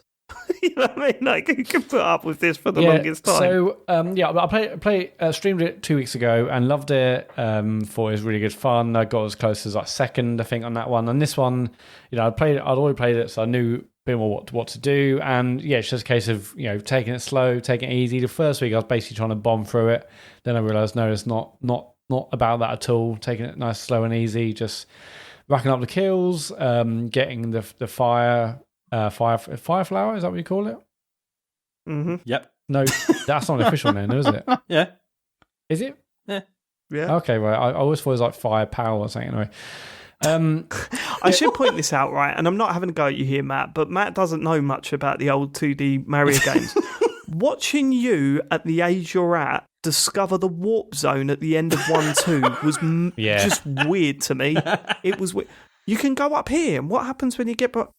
Oh, there's 3 pipes, and you could go to different places. Oh, okay, all right. And I'm thinking, this is utterly bizarre. If you don't know it, you don't know it, whatever, but it's like fucking weird. It's weird. I just see Mario Land, and that was it. No other 2D ones other than that. So but some of that stuff is like, even if you haven't played it, everyone knows that stuff. Yeah, it's like a... Yeah, I mean, I recognised it when I saw it, but I wouldn't know where. It's fascinating, isn't it? It's like Dave says, if you don't know it, you don't know it. But it's that stuff is just so ingrained into, as far as I saw it, everyone who plays video games. So it's just really interesting to see that, like that sort of gap. Not be the case. It's like what I said on the show before, when Harry went back to playing Super Mario Bros. Right when it come out on the NES stuff on the Switch. Yeah. And he would just play, because he found it quite difficult, he'd just play the first level over and over and over again. And then I remember taking the pad off him and then going down that pipe in the middle of the level and showing him the little bonus area that brings you out at the end. And it blew his fucking mind. And it was like that. But my son was a 37-year-old man with a beard. Like, it's just strange to see, that's all. try and work out if I'm 37 or 38. Yeah, I think Yeah, I'm 37. I was Best not to overanalyze No, these I'm things as time 37. goes on, I find. I haven't never played those games other than Super Mario Land and then not any others. It's all new to me. But no, anyway, so played it for week 1, loved it. We played week 2 last night, a lot slower. And basically, it seems like it's quite laborious until we get to the final 5. And that's when it gets exciting. And it's basically, again, just a war of attrition. It's just who can last the longest. Even if you've got loads of time and you get time by killing enemies, you can like jump on their heads and you get 2 seconds and you can chain them, or you can just shoot them with your fireflower and you get 1 second, but it's easier. So even if you go into that last bit with like tons of time, you've got loads of coins which you can use to get power up. By the end it's just a case of whoever lasts longest. And I before I did the stream last night, I did like one just to remember the controls and stuff, and I got to second. And when me and this other dude were like second, it was like that lasted 5 or 10 minutes on its own. Just keep going, don't go too fast, don't go too slow. Just hope the other person dies. And playing again last night, it just by the end kind of got a little bit bored. I mean, I didn't win. I got seconds a few times. Again, it's just a case of the first 30. It's just boring. You just get into that last bit, but the final 5 is when it gets really exciting and really tense. And you're like, oh my god, don't muck this up. And they're sending enemies to your screen, you're sending enemies to their screen. But it's good when they send stuff to you, though, isn't it? Dull. When they send stuff to you, it's good because then you can get more time. Like if you've got Yeah. So it makes no sense. It's a bit weird. I can see why people think this doesn't reward good Mario play, or this isn't. They basically crowbarred the mechanic into Mario without really thinking how it would work in context. Which is so weird because Tetris 99 was so well thought out. Yeah, perfectly done. Yeah, and to think that they, I've had fun with it, but I don't intend on going back now. I mean, it would be nice to get a win, but I don't know. It's just maybe you absolutely should play the old Mario games on stream. Well, that's what I announced as my stream on Sunday. I might as well say now. Yeah, so Super Mario is going to start on Sunday. Yes, I'm going to do Super Mario All Stars. It's on Switch Online at the moment and play with them. Very excited to see what they're about. Is that the right decision? Yeah, well, I mean, what are the other options? The thing is, right, is if you go for the NES versions, like the originals, they play quite differently to Mario All Stars. But I just kind of think you'll probably have more fun with Mario All Stars at this stage. Yeah. Really, you think? Yeah, I think you will. What do you think, Sean? Doesn't All Stars have all the Mario games? It does, but they're not the same. But it's what we were saying. So, All Stars come out on the SNES. And they redid the graphics for Super Mario Bros. 1 and, well, all of them, all right? Of them, yeah. 1, 2, and 3, yeah. Yeah. Now, some of them are totally fine on All Stars, but there's always been that thing about Mario 1 wasn't quite as good as it was on the NES, right? Because they changed the controls physics. are different. Slightly. Yeah, the physics are different and everything, yeah.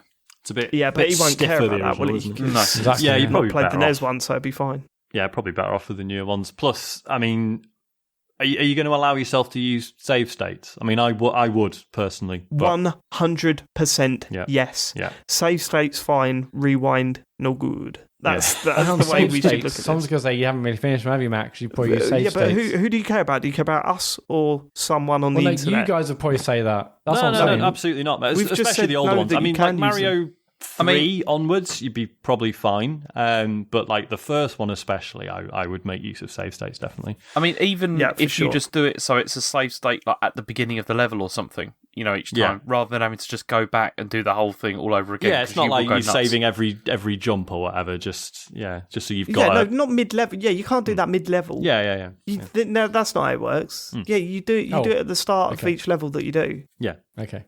That sounds right. Yeah. I mean, how much... I mean, obviously it's up to Matt, but how much time are we expecting him to spend on Mario 2, given that how long do these ones take? Well, no, Mario 2 on the All-Stars... I mean, I liked the All-Stars version of Mario 2, but I hate the NES one.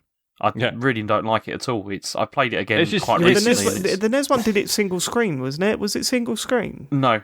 It's still scrolling. It's just... it's just not very fun. But I mean, because Matt, do you know the history of Mario 2? No. It's Don't not. tell Well, him, it's don't not tell him. really. Like, he didn't know about the warp zone in 1-2. Yeah, Surely. just He doesn't know the history of Mario 2. Let him It's not. discover It's it not all. really a Mario game. It was a reskin. Let him discover it. Let him discover it. Okay. When he's played number 2 and talks about it on here, Yeah. Okay. yeah, it'd be interesting to hear his thought. Could you imagine him playing through 1 and going, right, let's play Super Mario 2? That's going to be fascinating. Yeah.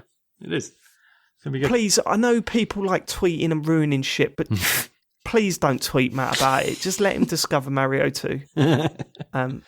Yeah, it'd be good. That'd be great. Yeah. Cool. Please. You got to complete it. Yeah. Anyway, yeah. So Super Mario will start Sunday at 8 on Twitch. I can't wait to because this Socials at the end. Socials at the end. I'm looking forward to your stream, Matt. I really am. I'm going to watch that one. Okay, cool. What else you got?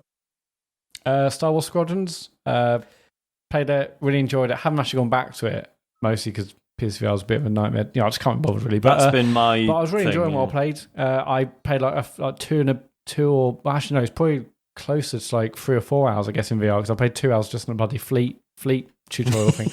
I played ages in VR and I wasn't feeling sick, and it's amazing. Just like I was probably moving my head around all over, to aim and to direct the ship and stuff, and didn't feel sick. It felt absolutely brilliant when you're tracking an enemy ship, just flying upside down. You don't even know half the time what direction you're even flying, if you're upside down or not, just because you're focused on like aiming at an enemy ship. So I thought, well, what's up in space?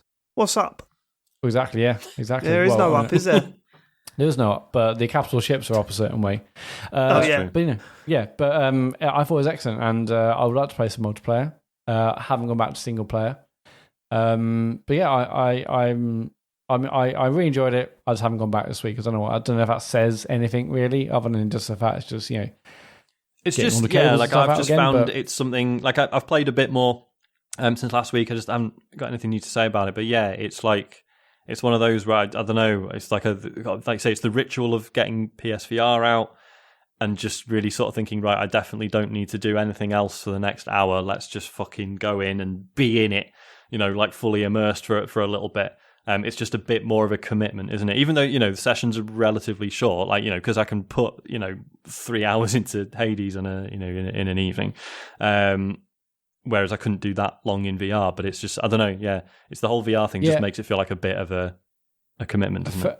For me, I've got like the office upstairs where I do I'm podcasting now and streams and stuff, and that's fine. But I can't. It's not enough. It's only a box room. I can't do PSVR up here. Right. So I have to do it in the lounge. Mm-hmm. So therefore, I have to wait till like Jill's gone to bed, and it's just even that it's like another okay, can't do it here. Can't do it maybe earlier. Mm-hmm. But I will go back and I will get it finished because I really loved just what I played. It's just you don't want to try the multiplayer stuff.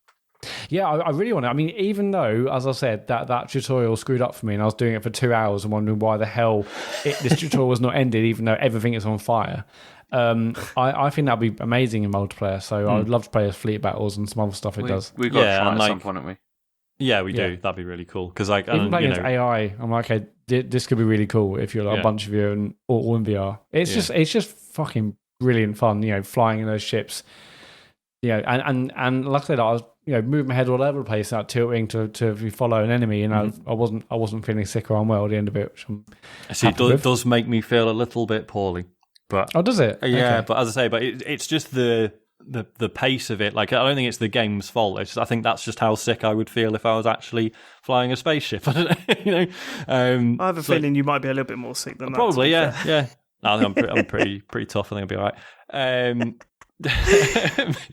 But yeah, like having played a bit more of the campaign, it's like taught me how to drift and stuff, and like that's really good fun. And like I really enjoying the mission design in the campaign. I think it's very cool. Cool. Nice. And the other game I'm playing is FIFA 21. Here we go. It's like, can I play Hades? Can I go? Nope. We have to sit through your crap. Listen, if you don't want to listen to this bit, fast forward. But at the end of the day, we speak about all sorts, don't we? Mm-hmm. What do you now? You've not played a FIFA game in ages, right? Me? Yeah, I haven't owned a FIFA game since FIFA 18. Right. So and same I don't here. quite know. I mean, I said this to you guys in a week. I'm not sure what's really that made me want to play this. I'm not sure if it's fans not being back at football matches in real world. I'm kind of missing something like that, or it's just I want something to play on the new consoles, or it was just the right time. But I had a real hankering to play a FIFA this year, even though I read loads of reviews and none of them catered for me whatsoever. Every single review, I read like 3 or 4 from various places. Every single one catered for someone who's played FIFA every single year. Like, there wasn't one single line in any of the FIFA reviews I read that said, if you haven't played FIFA in a couple of years, or this is your first FIFA, it's great, or yes, it's all literally, well, if you've got FIFA 20, you put hundreds of hours into FIFA, and here's why it might be different or better or worse. The reviews wound me up anyway, because even the stuff they were saying on that level, I can't connect with. I don't understand. A lot of them were saying it's very, very similar to FIFA 20. Now, I'm not being funny, put a lot of time into FIFA 19, FIFA 20, and now FIFA 21, and that's a way bigger jump. They've made way bigger changes in FIFA 21 than they did in 19 and 20. And I'm not talking about career mode. I'm not talking about the various different modes. I'm talking about the actual gameplay on the pitch. It feels so different to what it did last year. Because obviously, so I went off football games for a long time because I sort of fully focused on Rocket League. But halfway through FIFA 20's life, I found a new love in playing pro clubs. And we got heavily into pro clubs, and it is bullshit. It's awful. It's just awful experience, but at the same time, it can also be an amazing experience. So I hammered the shit out of FIFA 20 towards the about half a year after it come out until a couple of weeks ago. And going to this, it feels totally different. But James, you're more of a career player, right? Yeah, that's right. I mean, I play it almost solely like that. What have you felt about the differences they've made this year? Well, that's the thing, because you see, I've not played career mode yet, which is my go-to because of this whole save game transfer thing, and it's like I'm not going to start sinking time into this and then not be able to transfer it over when I get a Series S. So I haven't played that yet. The only thing I've really played so far has been what I've played with you, which has been like the Pro Club stuff, which I've never actually bothered playing before. But I mean, this is what I'm fascinated to find out. So you never played Pro Clubs, Matt's never played Pro Clubs, and I've roped you in to our team. And what do you think of it? We'll start with James. What do you think of it? Because you only played one night with us. Yeah, I mean, I did enjoy it. I mean, in the beginning. Oh, fuck. I've done it. Yeah. It's been a while. It's been a while. At the start, I was a bit not very... I was not enjoying it so much right at the beginning, mostly because... You see, when I'm playing career mode, I'm mostly playing... I'm not playing, with one player. I'm controlling the whole team, all the time. Sorry. Yeah. And course, it takes quite a long time, actually, to get used to that feeling of, okay, you're only in control of one person. And, and you've got to, have discipline with that, and you've got to know where you're playing and, where you're moving around the pitch and stuff. And at the start, I said to you, I felt like a headless chicken. I was playing in midfield, and I was like, I don't know what I'm doing here. I don't know, should I be going forward? Should I be going back? What should I be doing here? But then... It was after I then found a position that I felt, okay, I get this. I know what I can do here. I know what my function is here. That's when I started to enjoy it a lot more and started to feel like, yeah, this is clicking, because I was like, yeah, people are passing to me. I'm trying to make things happen, and sometimes things are happening, and that was cool. I really enjoyed that. That was starting to get really good. Because that's it. Sean, you actually create yourself in the game, or you create a player in the game. You give them a name, and you can completely customize their look. Sean, I'll give you one quick guess on who was so obsessed with tweaking their character that after every game they had a new hairstyle. Have a quick guess. Was it Matt? Nope. James. Oh. That was the weirdest thing I'd ever seen. James, I don't know what was going on there. Between every match you were changing, you had long blue hair to start with. No, you didn't. You had blonde hair, right? You looked like the Witcher. Yeah, I was trying to go for a cross between Geralt and Robbie Savage. And He kept saying, yeah, that was it. He kept saying, I just want to be the person that I want to be. Like I don't want to create me. I want to be like the sort of ideal version of myself. And I've always wanted to be, Robbie Savage. And we were like, I think you're the only person that's ever said that on the face of that planet, James, that was for comedy purposes, but yeah, it's... Well, of course, you say that now. You say that. Very serious at the time. But then you turned up with blue hair, long blue hair. And then the third game, you cut your hair so it was shorter. Well, I was going for a mullet in the beginning, and I even had like a moustache as well. But the trouble was you couldn't see it because it was like you don't get that close up. So I was like, okay, I might as well have a shave and get the haircut. Every game, Sean. Every game. But yeah, no, I'm glad you enjoyed it. It's a little bit. I tell you something. Because obviously I've been in that situation where I've started playing with a pro clubs team. You don't half get nervous, don't you? Yeah. Like the first few games, you're just like, please, just when you get the ball, just pass it to someone else. Yeah. Please don't give it away and break down the thing because you can hear the sighs over the headphones. It's like, just pass it. And that was what was cool. Like towards the end, like when we were playing. Like I started to do more. You're just sort of like, okay, I'm going to try and beat people now and try and get around people and stuff, and try and put passes in and things. And you start to get more confident. It's great. That is one of the things that's really cool about it. This sounds pathetic, but it reminded me of watching my son like actually playing football and like just like. That feeling of because he has blue hair, long blue hair. He changes his haircut every time he plays. Is that it? No. Just the nerves. Oh, okay. It's trying to find your place in the team, Dave. I was trying to do a nice thing there, but stumbling about. Sean, there was one situation where there was someone that we didn't know quite well that was on our team, and Matt ran into the box with the ball, and he wouldn't shoot. He was just like constantly holding on to it. He just wouldn't shoot. And then the keeper just come out and saved it. And the guy we didn't know went, for fuck's sake, just shoot, fucking dickhead. And I was like, oh my God, this is really, really awkward.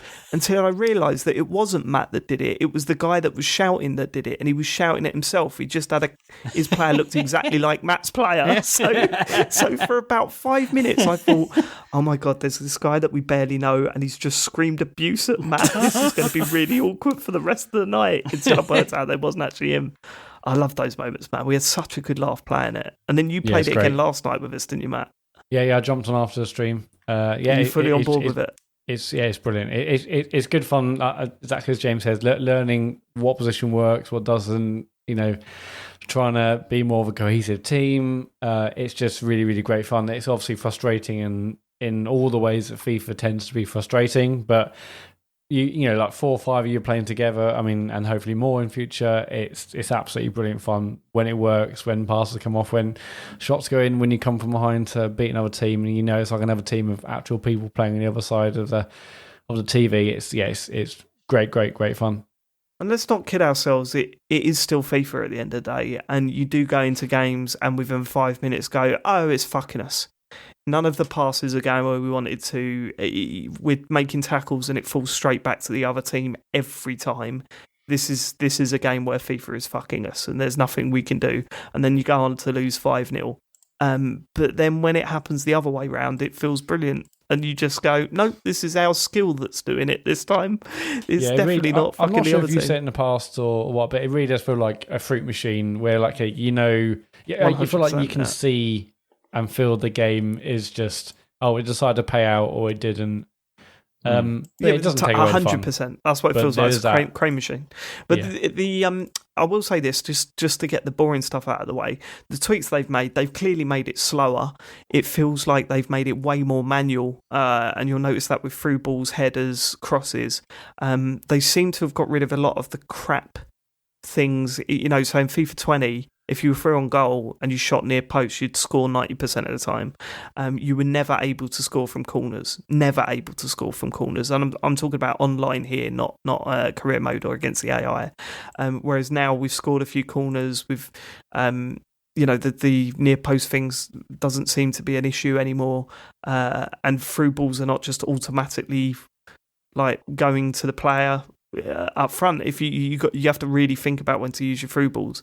I think it's better, but as a famous podcaster once said, it's a puzzle game for cunts. And once those people work out how the easiest way to score is, that's when we'll know if it's a decent FIFA or not. You know what I mean? If that takes a long time for them to work out the way to score in this game, then then all good. But if next week everyone's doing things where they boot it towards the corner of the pitch and then shoot first time and it goes in every time, then we'll know that it's a bit of a mess again and it's going to be another year of hellish FIFA. But yeah, well worth playing. Pro Clubs is really good fun if you can get the people together that are up for it. Definitely. Yeah, I'm excited to play more and to get promoted again. Cool. And is that the rest of your list? I did. I mean, I made a start on one other game, and I'm quite scared. I mean, we've gone from like seemingly myself having like very little to play, and suddenly we've got Hades I need to get through, and got Star Wars Squadrons, and then obviously I've heard about everyone talking about Genshin Impact, and I eventually tried it today. Oh yeah, you all familiar with this? So I mean, I've played a bit. I was going to hold off until I'd played a bit more, but yeah, go on. Yeah, I mean, I have a totally basic thoughts, and I want to play more before I have anything real to say about it. But for those of you who don't know, so it's a game that got announced last year, and it basically looks like a Breath of the Wild. In pretty much every way, shape, or form. It's free to play. I think they call it like a free to play AAA open world RPG. It's got like gacha stuff PS4. In it. Yeah, it does have gacha stuff, but yeah, just let Matt finish. Let Matt finish. It's on PS4, it's on PC, and it's on mobile, iOS and Android. Yeah. PC. There's like cross progression, cross save on between mobile and PC currently. That isn't working on PS4. I don't know if that's coming, and correct, there's no Xbox version, which is a bit annoying. But yeah, basically, like the story starts. It's so incredibly Breath of the Wild at the beginning, and almost even like the way like the camera angles work. And there's like this one big panning shot where you look over the environment, which looks like Breath of the Wild, and it has a little logo, like the Breath of the Wild logo when that popped up. Anyway, it starts off, and you can choose either. There's like two twins, a brother and a sister. You can choose to be one or the other, and I chose the boy, and then the girl disappeared. I assume that's the opposite way if you choose the girl, and then I believe I assume the story is that you need to try and find out where she's gone. You land outside this town. You meet a few other characters. Okay, yeah, it's in the plot that she disappeared, right? Yeah. Sorry, it just sounded like you had to select a male or female character, and the other one just went away. Like it wasn't part of the plot, and I just thought, why is he telling us this? Yeah, so I selected the brother, and I assume, and so the sister got taken away, and I assume right, it's the gotcha. Okay, that makes sense. I assume it's the opposite if you choose the opposite. So it would be very good if you chose the girl and just went, and she got captured. End of the game. But yeah, it's a third person RPG. It's a Zelda. It's got cooking like Zelda. It's got climbing and stamina like Breath of the Wild. Same kind of graphical style, but it looks stunning on the phone. It looks. I mean, it's amazing. This is like a free to play, like stunning looking RPG on the phone. It's quite incredible, really. It's got censorship like Zelda. Oh no, it hasn't. No, because Zelda didn't have that. Do you know about this? I can't remember. Isn't it just? It's just chat messages, right? Yeah. Great. So it's not actually in-game content. It's just No, it's because it's a Chinese dev, and so they've had to. I mean, they have to obey the law. That there is for developing things. So they have censored stuff, obviously, like words and things like that. You just can't mention Hong Kong, can you? Hong Kong, Taiwan, the usual, like stuff. I mean, so James hates this because it's free to play. However, I will say, James, I honestly think this might be worth a go. Okay. Like I'm like, I don't know, an hour or two in. There has been zero pressure. I'm not actually sure how I would spend money if I wanted to. And apparently you can pretty much play the 40 to 50 hour campaign without buying anything. It's bizarre. James? Well, I mean, I heard them talking about it on Player One podcasts, and I mean, they just said it's like they said more or less the same sort of things, but they said it was kind of like it's a Zelda game, but with like anime boobies sort of thing. Yeah, it is very anime, which extremely anime. not for me, but your mileage may vary. Anime boobies. Yeah. Anime boobies. I mean, you actually say that. Yeah, sorry. I couldn't think of another way of describing it. How else should I say? Just like, No, anime boobies is fine. I'm sure that's fine. Okay. Yeah. I mean, if it wasn't for Tiny Sega Man, that'd probably be a good front runner for episode show title. But I'm well impressed with it. Like because a lot of people have been saying like, oh, why aren't more people talking about this? It's snobbery. It's like, I don't get that. Everyone's talking about this. Is all I've heard about this game. A, loads of people are talking about it. B, it's not snobbery because there are tons of games like this that like you see the screenshots and you're like, fuck me, that's on my phone. That looks ridiculous. I'll download it, and within 5 minutes, you're just like, fuck this. I hate this. It's horrible. Like the microtransaction shit, or it's just the tutorial is just an endless stream of click on this, now upgrade this, now unlock this, now, this will cost money later, but it's good, isn't it? What's a fucking advert? Yeah, they're all, like loads of them are fucking rancid, so I get it. But yeah, this has felt very different to me so far. And yeah, there's I think there's 20 different characters to unlock. So the character you pick at the start is still, is the protagonist of the story, but then you have you can have 3 other characters in your party and you switch between them on the fly just with the D-pad, which leads to some weird instances where, you'll meet someone and they'll be like, cool, I've joined your party. And then they'll sort of go, oh, meet me at such and such a location. You go, okay. And you can walk to the location as them and then meet them who are also stood there waiting for you. Yeah. And you're like, oh, that's weird. I mean, it's, whatever. But it's just odd. But yeah, I mean, in terms of the production values, it's just absolutely incredible. I might give it a go. I'm just reading the reception stuff, Paul Tassi of Forbes. Oh, yeah. He said that obviously it looks good and everything, but then he said that to progress past a certain point, you have to spend an absurd amount of money to get around the time gates. Sean, you got to understand, right? James is the sort of person that meets someone and that person says, I'm a comedian, and James goes, go on then, make me laugh, and sits with his arms folded. It's not true. Looking at them. He's exactly that sort of person. Really, as soon as I see free to play, I'm just really suspicious. No, I know. I get it. I get it. But I just found there were too many people going no, seriously, try this, for me to ignore it. And so far, I'm in that camp. He's going to be playing 90% of that game with this in the back of his head. Here we go. Here's where they're after my money. They're after me coins. I've got me coins and they ain't getting them. Yeah. You want some of my coins, do you, game? Well, I'm going to try and stretch this. Are you, when you go to a all-you-can-eat buffet, James, are you going, not going to eat that? That's there to fill you up? Yeah, don't take the rice. Don't take the rice, Asher. Scrape that off. You want me here? No bread. Buy expensive drinks, bread. Do you? No bread. I'm not doing it. No, but yeah, our point is give it a go, James. I mean, I don't know what you'd want to play it on. It might run on your Mac. It's incredibly well optimized. I've tried PS4. Would you go PS4? Yeah. Yeah, because it's out on PC, PS4, Android, iOS, and apparently there's a Switch version coming. So I think PS4 is what I'd try. Yeah, I'll tell you what. It's just at the moment there's no cross save, so don't know. Up to you. You would imagine they would be working on that, but wait for the Switch one, I reckon. You know what you like, James. But then if you just play it on something else, you probably transfer your save to the Switch version when it comes out. I don't know. I mean, the controls on PlayStation mobile are fine. Obviously, fine.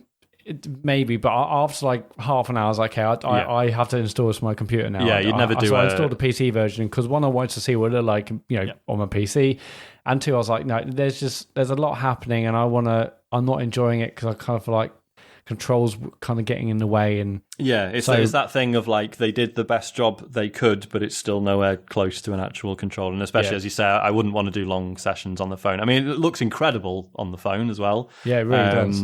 It's worth having a look just for the spectacle, really. But and in terms of the world design, and obviously, comparisons to Breath of the Wild, it's like it does make you realize what a good job Nintendo did of, they put loads of time into like the lay of the land and making sure you could pretty much just look around and go, oh, there's something cool in the distance that I've not seen before. And that constant sense of exploration, that's missing here. It looks beautiful, like no doubt. And, like the world looks really interesting, but there's not that sort of constant sense of just like, oh, fuck, I could go here. Oh, I could go here. Best game ever made, that. It is the best game ever made.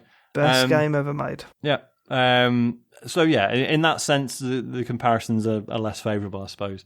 And I've not done any proper boss fights, but I gather it's got some pretty mad shit later on with like climbing around on them and stuff. And yeah, I'm excited to play more of it. Yeah, I'm excited. And yeah, like I said, after half an hour or so on the phone, I was like, this looks like I might enjoy it. So I installed it on a computer and a PC, and it's good. It's got cross save with them. I wish it was on Xbox or and I wish PS4 was cross save as well. Yeah, it's not yet. Hopefully that's coming. And when it comes to Switch, maybe that's there as well. And maybe I'll go on mobile if I want to do if I do get into it massively and I want to do little bits here and there. But, yeah, do a bit of farming. Yeah. Quick question. How are the anime boobies? They are present. Good, are they? I mean, it's funny you say anime boobies. I mean, it's obviously incredibly anime, but I mean, maybe I'm being naive, but it wasn't like it wasn't. No, it's not like gratuitous or anything. In that sense. It's it's like you're trying to convince James to play it, not put him off. No, he's going to do it because it's almost an anime boobies. So obviously he's good at that. He's already played probably 200 hours of it. Yeah, but he said anime boobies. Yeah, but I didn't say that I'd seen them. I just said that I'd heard that. Is that he's heard? I mean, he's already downloaded it. I may even have, in his WhatsApp group. In his anime boobies WhatsApp group. I may even have misheard that. I may even be completely wrong. It's but wishful thinking. Yeah. It's not gratuitous or anything. It's just you might roll your eyes at it a little bit. Just impractical armor for women, and yet men are all fully cladded up, whatever. Yeah, it's a genre piece. It's what do you expect? Sean, have you read Siam's piece on Eurogamer, which is the thing that basically, like, I obviously heard us about it, but I read that and I was like, okay, fuck it, I will download it. I mean, he mentions Dragon's Dogma in that piece, Sean. Yes, he does. Yeah, because I've not read the piece, but it was him banging on about it that pretty much made me check it out. So yeah, I trust him. So I don't know if I'll possibly get into it. I'm definitely going to keep playing it, and we'll see. I mean, obviously, I got dangerously into Fire Emblem Heroes and the gacha stuff. I don't know if I'll ever be the same again. So if you want to buy, this just seems like a good game without that. So, but I've got this. I got Hades. I got a bunch of other stuff happening at once. But yeah, I'm interested to see where this goes. And I mean, I just had a look. Money I spend on gacha. There's a full range of in-app purchases available to you. You can buy 6,480 Genesis crystals for £99. So well, there you go. Yeah, I definitely be doing that anytime soon. The more you spend, the more you save. So James is never going to give this game a chance, Sean. I will, I swear. I'll tell you what, I'll download it on PS4 and I'll go into it with good faith. You're not capable of doing that. I am.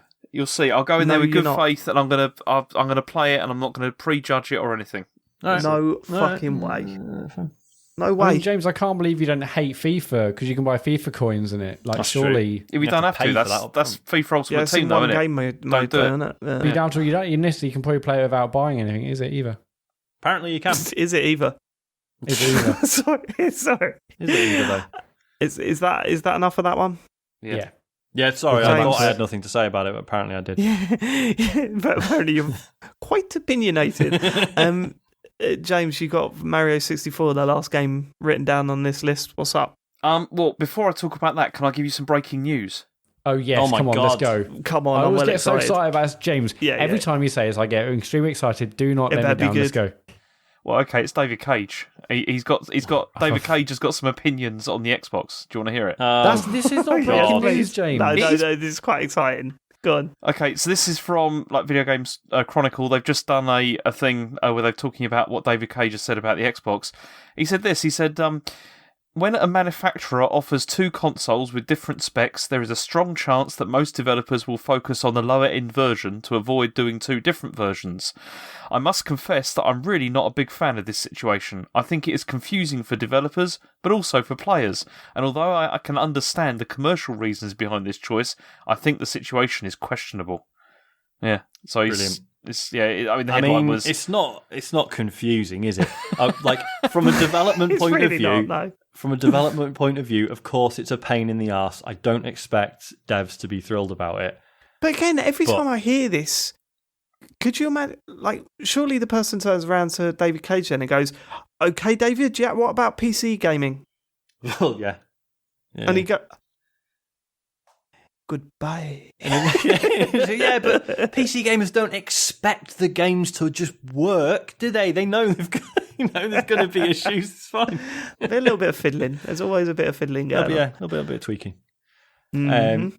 Yes, that's David Cage. He's confused by these two consoles. That's so many things. Go on. So I mean, the only other thing I played apart from FIFA this week, I think, is probably Mario 64, which I've gone back to, and I've been playing some of that. I'm up to, I think, about 70 stars now. And So you completed it? I've not actually done Bowser or anything because I'm still just going through it because I do want to get 120, and so I'm gonna press on with it. The Bowser boss fights are so confusing in that. So weird. They're just weird. Grab his towel, swing him round, and then hope that you throw it in the right direction. And unless I've missed something. I miss that constantly as well. And then it's like I just need to get in closer and closer so that it's just inevitable he's going to hit it. Yeah. It just gets irritating. Throws, yeah. Yeah, it's good. Okay, James sent me a text this weekend and it brightened up my weekend completely. Yeah, I mean, because the thing is, after playing this for quite a while, it is true that aspects of this haven't aged well. Like, particularly the camera and the controls, which I think, the controls, almost more so than the camera, I'd say, because it's just, they've got such a wide turning circle, which makes for real frustration, like in some places. Well, that problem is made worse by the fact that, the N64 stick was about a foot tall. So, it had so much travel on it. Whereas, playing on analog sticks today, it hasn't really rebalanced that for those sticks. Yeah. So there are times where you're just trying to make Mario face the other way, and he does. It's like trying to turn in my old Peugeot 3008. Like, it's like a fucking tank. He just runs off these tight platforms, but just because you want to make him face the other way. There's a brilliant video of it. I've spoken about what's his name, Zach Scott, before. But Harry loves watching Zach Scott videos. He's a YouTuber, focuses on like Nintendo games for kids. And there was one star that he was trying to get on one of the levels, and he was struggling with making Mario turn the other way in time. And on it, he had to do a cut at one point because you could tell that he was just screaming the F word constantly. He doesn't do it live; they're pre-recorded, so he can cut things out, and you just know that he was going fucking mental during that bit. It was really funny. But it's definitely got problems, and the fact that they didn't address that for this hardware is really frustrating. That's the worst thing, And I think, as I said to you, I come after playing that, I came to the conclusion really that although I'd still maintain that Mario 64 is more inventive and like important in inverted commas. Right. Okay. Not more inventive, but it is definitely more important. Definitely more important. Yeah. I totally agree with that. But I do think that probably Banjo-Kazooie is more fun to play. And has this aged is totally better. Reworded to how you said it to me at the weekend. He texted me at the weekend, said, "I've got a confession," and I just went, well, "You're not going to buy the Xbox, right?" And he said, "No." He said, "You're gonna hate this." I think you said, which was weird because I definitely weren't going to hate it. No, but I don't think you said that. I can't remember. I've come to the conclusion that Banjo-Kazooie is a better game. Yeah, that's what you said to me. But when you said it just then, you were like, "That I think maybe." Probably, sort of. No, look, I didn't take the piss out of you because I think you're absolutely right. Mario 64 was the first time 3D platforming felt good and looked good, and you got it. You know what I mean? You got fucking. This feels brilliant, and but Banjo-Kazooie, I've gone back and played that recently, and yeah, it's got problems, but nowhere near as big a problems as going back and playing Mario 64 in 2020. Especially control-wise, like it controls a lot better than Mario does. It really does. It controls a lot better. Just the characters and the the humour that goes along with it. It just sort of gives it that more. I don't know, man. Look, I love Banjo-Kazooie, so I think I'm always going to say that, But I think also it's like from playing through. You see, I've got really fond memories of playing Mario 64 because I played it a lot. Like when I played it on the N64, and it's funny though, like going back to it now and like looking at the levels and how so many of them feel like they're kind of like tacked together. Do you know what I mean? Like they don't feel as cohesive, I don't think, as a lot of the Banjo ones do. It's because a lot of them aren't themes, especially the later ones that are just like floating platforms in the sky. Like, what's the theme here? What's the idea here? I don't really get it. But that's not a criticism because they had nothing to work off of. And that's the thing. I'm not saying this is in any way like a bad game. It's just. It's just it hasn't aged well. I don't think. I mean, it's obviously not aged as well as like 2D Mario games have because they perfected things like really early on. Whereas this, you can really see that this was the beginning of something rather than it was a proof of concept, wasn't it? Yeah, rather than what's going to end up. No, that's not fair. It wasn't a proof of concept. It went way beyond that because all right, we're saying that the levels sort of lost their imagination a little bit later on in the game, but then they still had levels where you go in as a tiny Mario and a massive Mario, and you still had levels where they would evolve the more you played. And the haunted house mansion thing was, it's pretty like there's a lot to do in that level. But also, I mean, when you consider what it was up against, like at the time, like other 3D games, it was like Croc and stuff like that. It's it was special when it came out. It's that it hasn't aged as well, I think, as maybe some other 3D platformers have. Yeah. This is why I'm curious to get into Sunshine. A better game. Yeah, Sunshine is a strange one. I've always kind of defended it, but when I went back to it, I could see I'm a little bit worried about it. I only played like the first couple of levels, so I'll get into it a little bit more later. But yeah, it's a strange one that might not have aged as well as I'd hoped either. And the fact, again, they haven't addressed the controls for what you're actually going to be playing it with. And it'll feel really unnatural the way that you spray things in that game. It's weird. And I'll go back to that at some point. It still remains sort of disappointing, doesn't it, how sort of bare bones this release, really. Like how little has been done. It drums it home, yeah. Yeah, it's a shame. Yeah. I am enjoying Galaxy, though. I'm getting into that a little bit more. Mm-hmm. Still plugging my way through that. It's been really good. Watching Harry struggle with, like, bosses to the point where he's almost in tears and then finally beating them is just a joy to watch every time. It's been pretty cool. He's been through an emotional journey with that game. Asher has just totally bounced off it, and he's just playing Zelda now, and he's down all the divine beasts now and got the Master Sword, and now he's just going around trying to get all the memories and stuff before he does Ganon. I'm really shocked. Final honestly, boss is quite hard as well, isn't it? Yeah, it's he's tricky. He's so into it though. It's amazing to watch. Wicked, man. Wicked. Right, should we get to questions this week, Sean? If you want to send us a question or just contact us, just say hi. Go to tcgs.co/dear. We won't read those ones out, though. We won't read those ones out. No. We've got an email from Gary here who says hi. So, hello. Hi, Gary. The next email is... right, so the first one's from SMW. I mean, I'll tell you now, I haven't got an answer for this, but I had to read it out because I was pissing myself reading it. It says, do you lads have any random gaming habits that you've accidentally stumbled on? Due to a bizarre series of events, I ended up having my best ever online game of Call of Duty whilst wearing a bobble hat and sitting on a bag of rugby premium cement. Since then, I've done this every time I've played, and I swear I am better than before this ritual started. I need to get some of that rugby premium cement. Yeah, maybe that's it. Maybe that's what I need to try. But no, I haven't. I don't think I've ever had like a weird habit like that. Anyone else? Well, I always click my wrist before I play, but that's That's not Yeah. exclusive to gaming. I do No, that's that all not the time, a so- superstition. That's you just need you're limbering up, aren't you? You know. Yeah, I'm not a superstitious guy. I've never been into that sort of stuff. No, me neither. And I won't say who it is, but there is someone in our gaming group that is insanely not superstitious, but believes in jinxing things. Like we've definitely the worst was when we were playing Destiny, and I think we got this, lads. I would say, and 9 times out of 10, I'd say that, and we'd kill the boss. But that 1 time out of 10 that I say that and the boss kills us, I get the blame.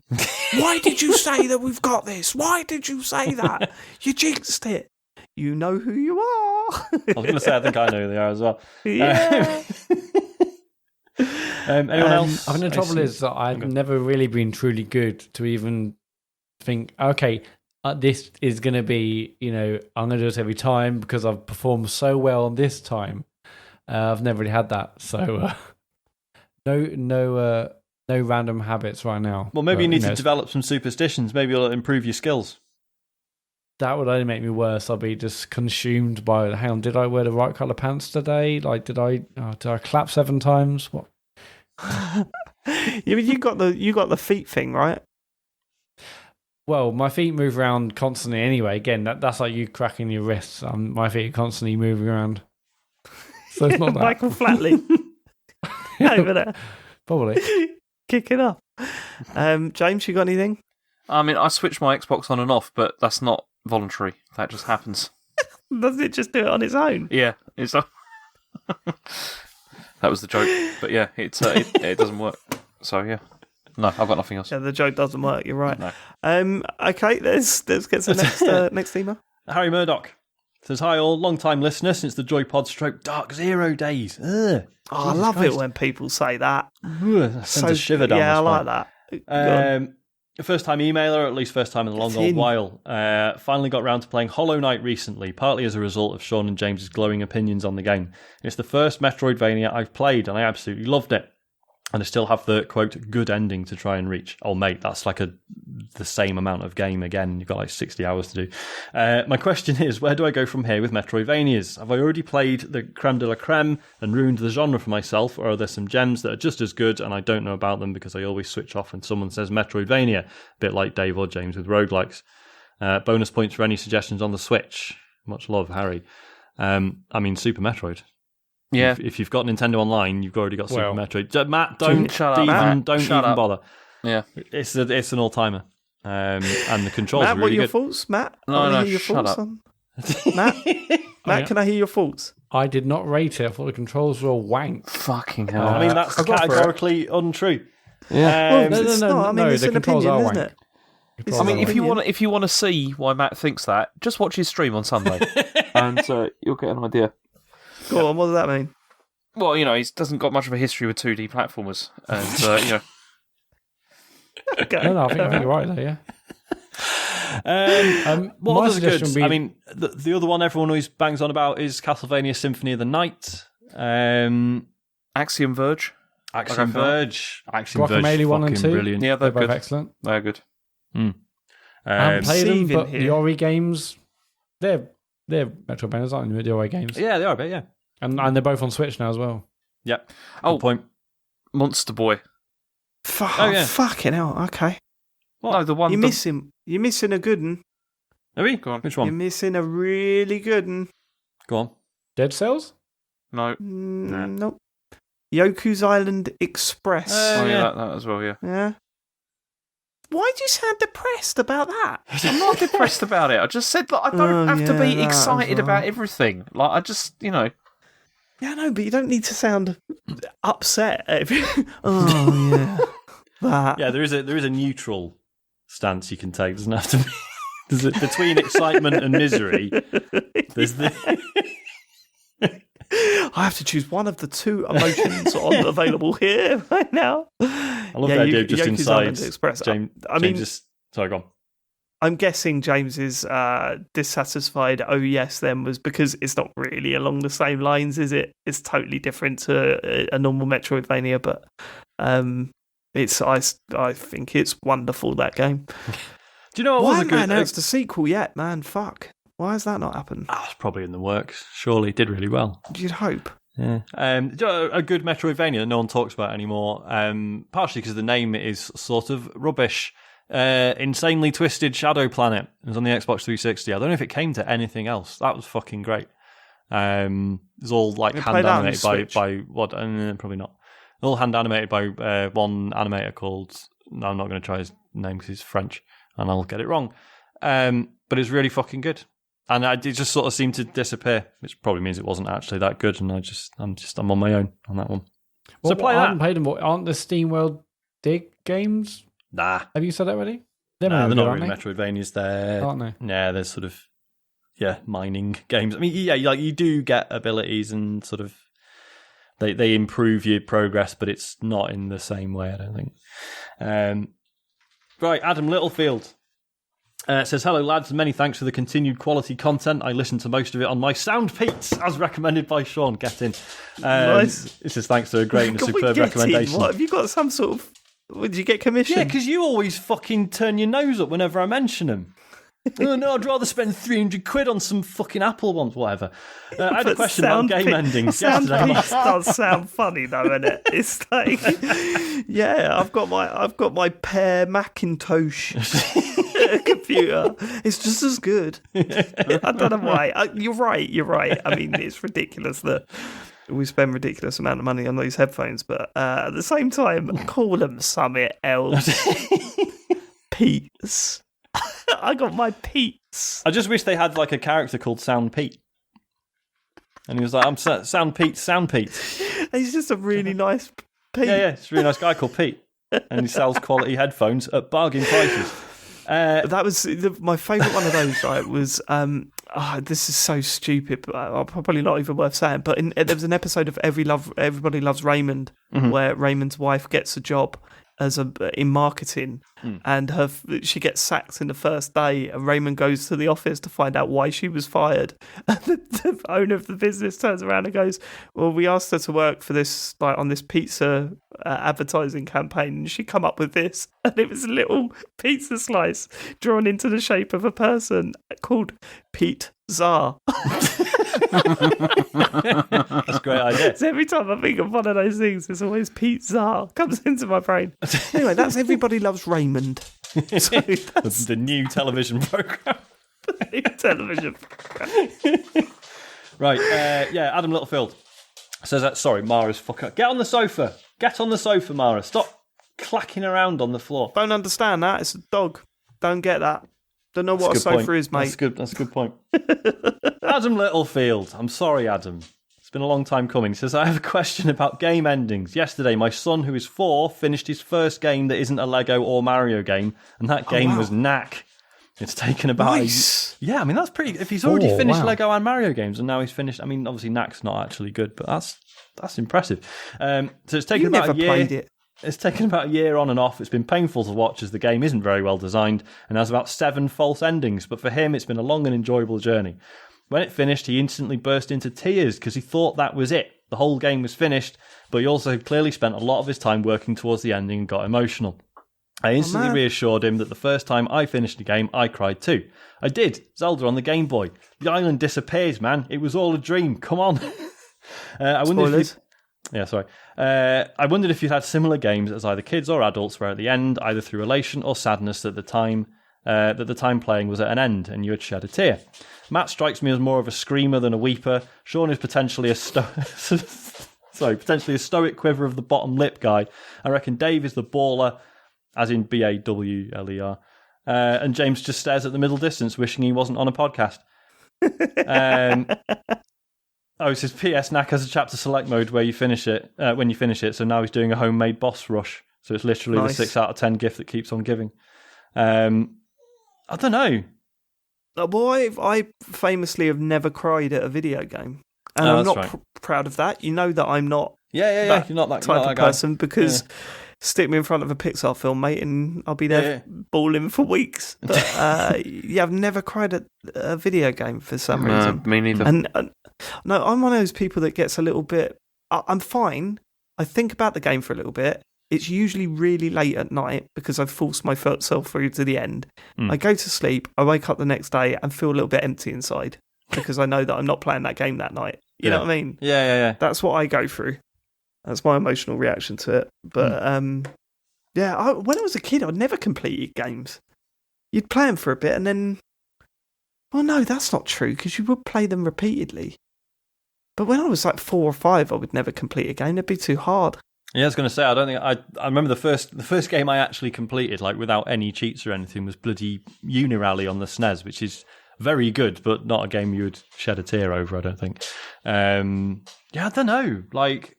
I don't know. Yeah, it's certain, like completing games as a child, it was always like a triumphant thing rather than anything to get emotional over, I think. I thought the ending to Ocarina of Time was really quite emotional. Yeah. I remember being really emotional about that. Not in tears, but I remember looking... Because do you know what it does at the end?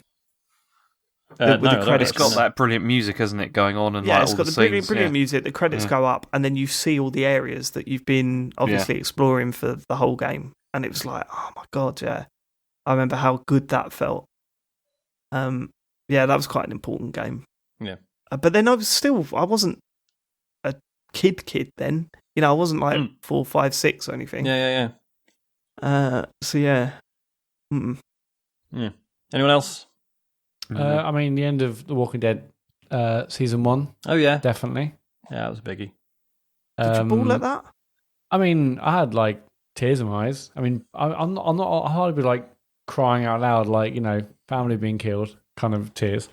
But yeah, but there's a difference, isn't there? Like I could, as I say, when I watch like a Up or something, you just can't stop it. The tears just rolling down your face. It's not like you're sitting there going, "Oh my God!" You're just sitting there with your wet eyes. Involuntary, isn't it? It's yeah. I mean, when I watched Onwards, just and added to Disney Plus, had like tears down my cheeks. Whereas The Walking Dead, that's more like my eyes were wet, but it still counts. I'm sure I've mentioned this before. It's not an ending, but Thane in Mass Effect 3, that properly got me. No further details because they're getting re-released, aren't they? Everyone's going to shout at me for spoiling it, like when I mentioned Dragon's Dogma the other week. The Riddler returns. Riddler's going to come for me. Fuck. You've already had an email from the Riddler about. I've done it at. That can't be the only one. To the moon. Oh God, to the moon. Jesus Christ. I think I'm emotional at the end of that. Yeah. Yeah. Fuck. The closest I come was maybe.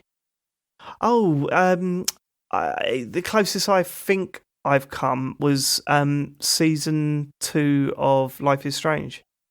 Just the end bits after, you got like the sort of the ending, and then you've got the what happened next stuff. Yeah. There was a bit in that really got me, But yeah, no, not to the level of Up.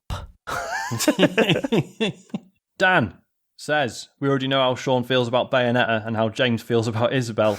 But after the Hades talk last week, I want to know who is your gaming man crush? It's easy, isn't it? Is it? Go on. Oh yeah, it'd be the bloody Dragon of Dojima, right? Yeah, definitely. I wish I was that guy. I wish I was him. Like he's so cool. But yeah, you can be him, James. Just put your mind to it. You can do that. I mean, you're going to get the tattoo anyway. I've got to have one, right? I'm trying to think who's like. It's Dante in DMC. Not the one that everyone hates. Yeah. He's incredibly handsome. I mean, I guess Sully from Uncharted. Okay, I know your type. I like that. Smooth guy. I can see that. Can you see us together? Absolutely, yeah. David, he'd take care of you, David.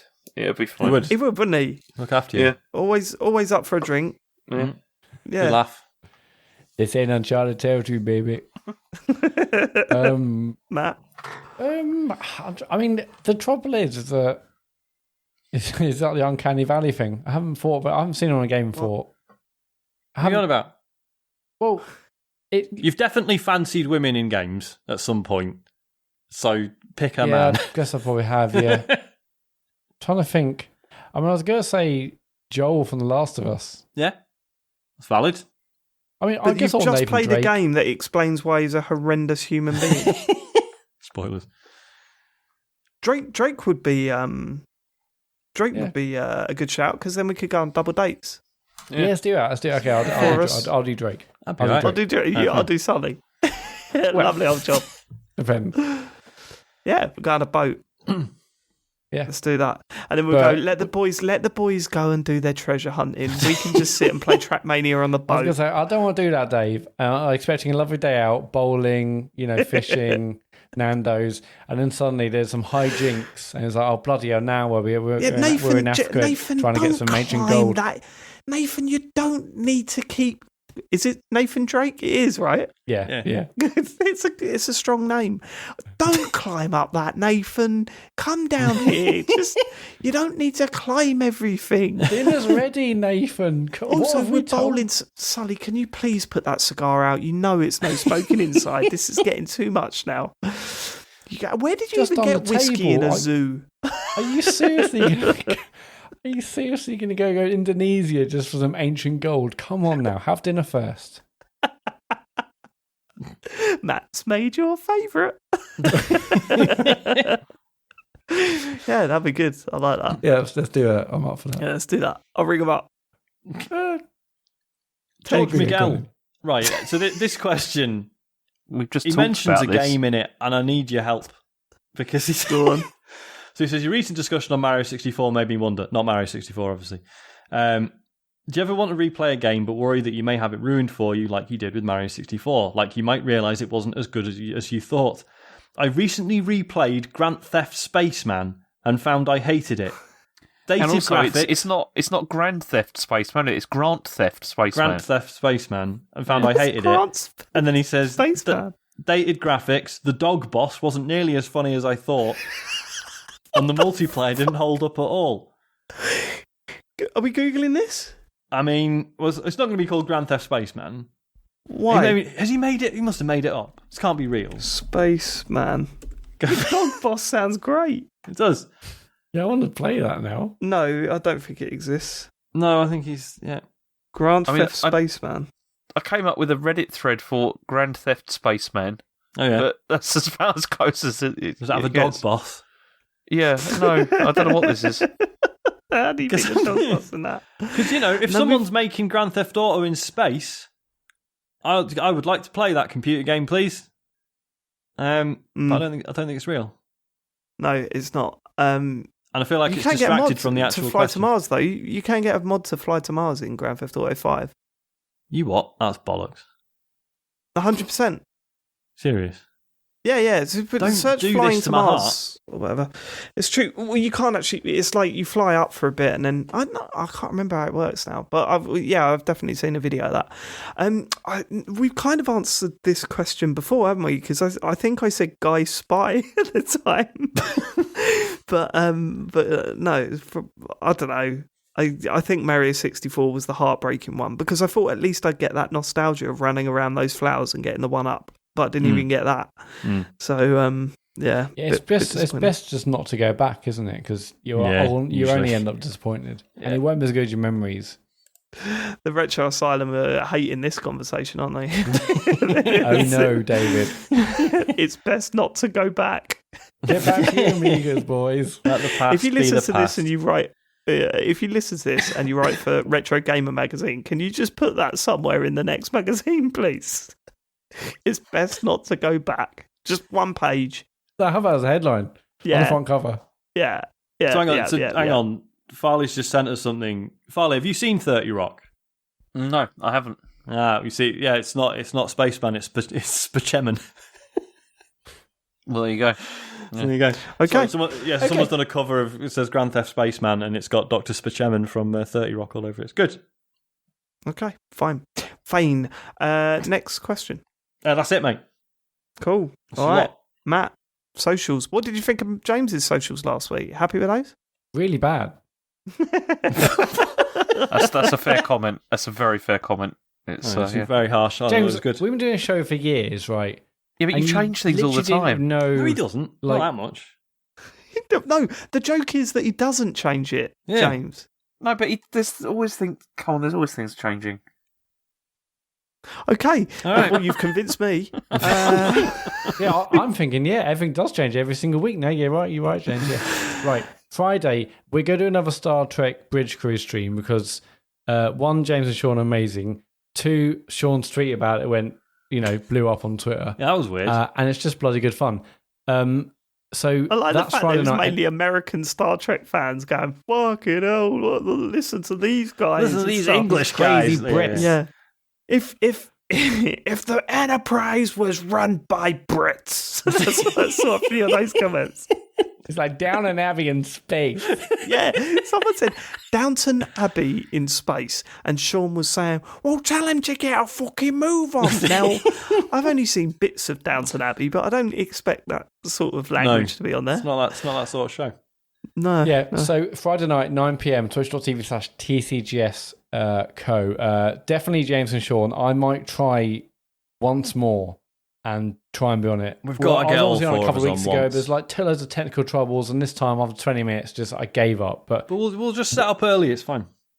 We'll figure it it out. was working fine. Okay, I'll give it one more go. But even if I'm not there, James and Sean will be there, and it's great to watch. That's Friday at 9, Sunday at 8. I'm starting Super Mario. I'm going to start the Super Mario Brothers games in Super Mario All Stars, which is on Switch Online. That's Sunday at 8. I'm very excited to see.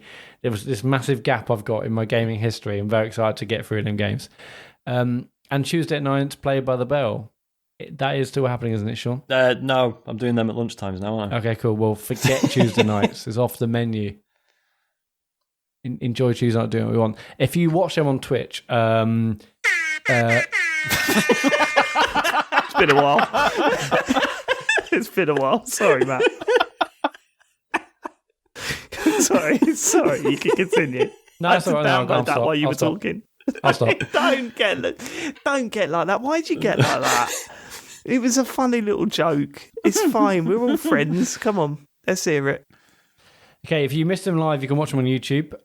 Just search for us on YouTube. If you got Amazon Prime, you've got Twitch Prime Gaming with a 1 free sub. And it might not mean a lot to you, but it means loads to us. We really appreciate it. So go over there, connect your accounts, give us your free subscription. And on Patreon, patreon.com/TCGS. We've all released, as Dave said earlier, our monthly Patreon-only podcast.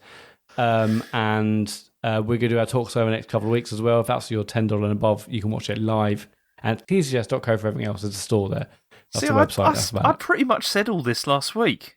Yeah, the Pretty much, James. bit was. It took you twice as long because every statement ended with, is that right? Is that... Also, you read out the email address again. I don't quite know where that's come from. Thank you so much for living it. We hope you enjoyed the show. Make sure you check out everything that Matt just said. Get those numbers up. Tell a friend. Always tell a friend. Yeah, the most important thing is tell a friend and leave us a review on whatever podcast service you listen Tweet. to. Yep. Tweet recommended us. Just tweet someone. Leave us a Recommended review us. on yell.com. Yeah. Chickatray.com. We'll catch you next week. See you later, everybody. Goodbye. Ta-ra! Bye. Goodbye. I should have done that voice, shouldn't I? I forgot what I went. Yeah, You still can. I'm still recording. Go on. Well, the goodbye. No, I don't know. Try that again. No, I'm not doing that again. No, go try on. again. I can't remember how I did it before. Just do a high-pitched No one's voice. going to go back and check. Just go with your heart. Goodbye, everybody. Yeah, it's Minnie Mouse now. Yeah. Yeah. Hot dog, hot dog, hot dog.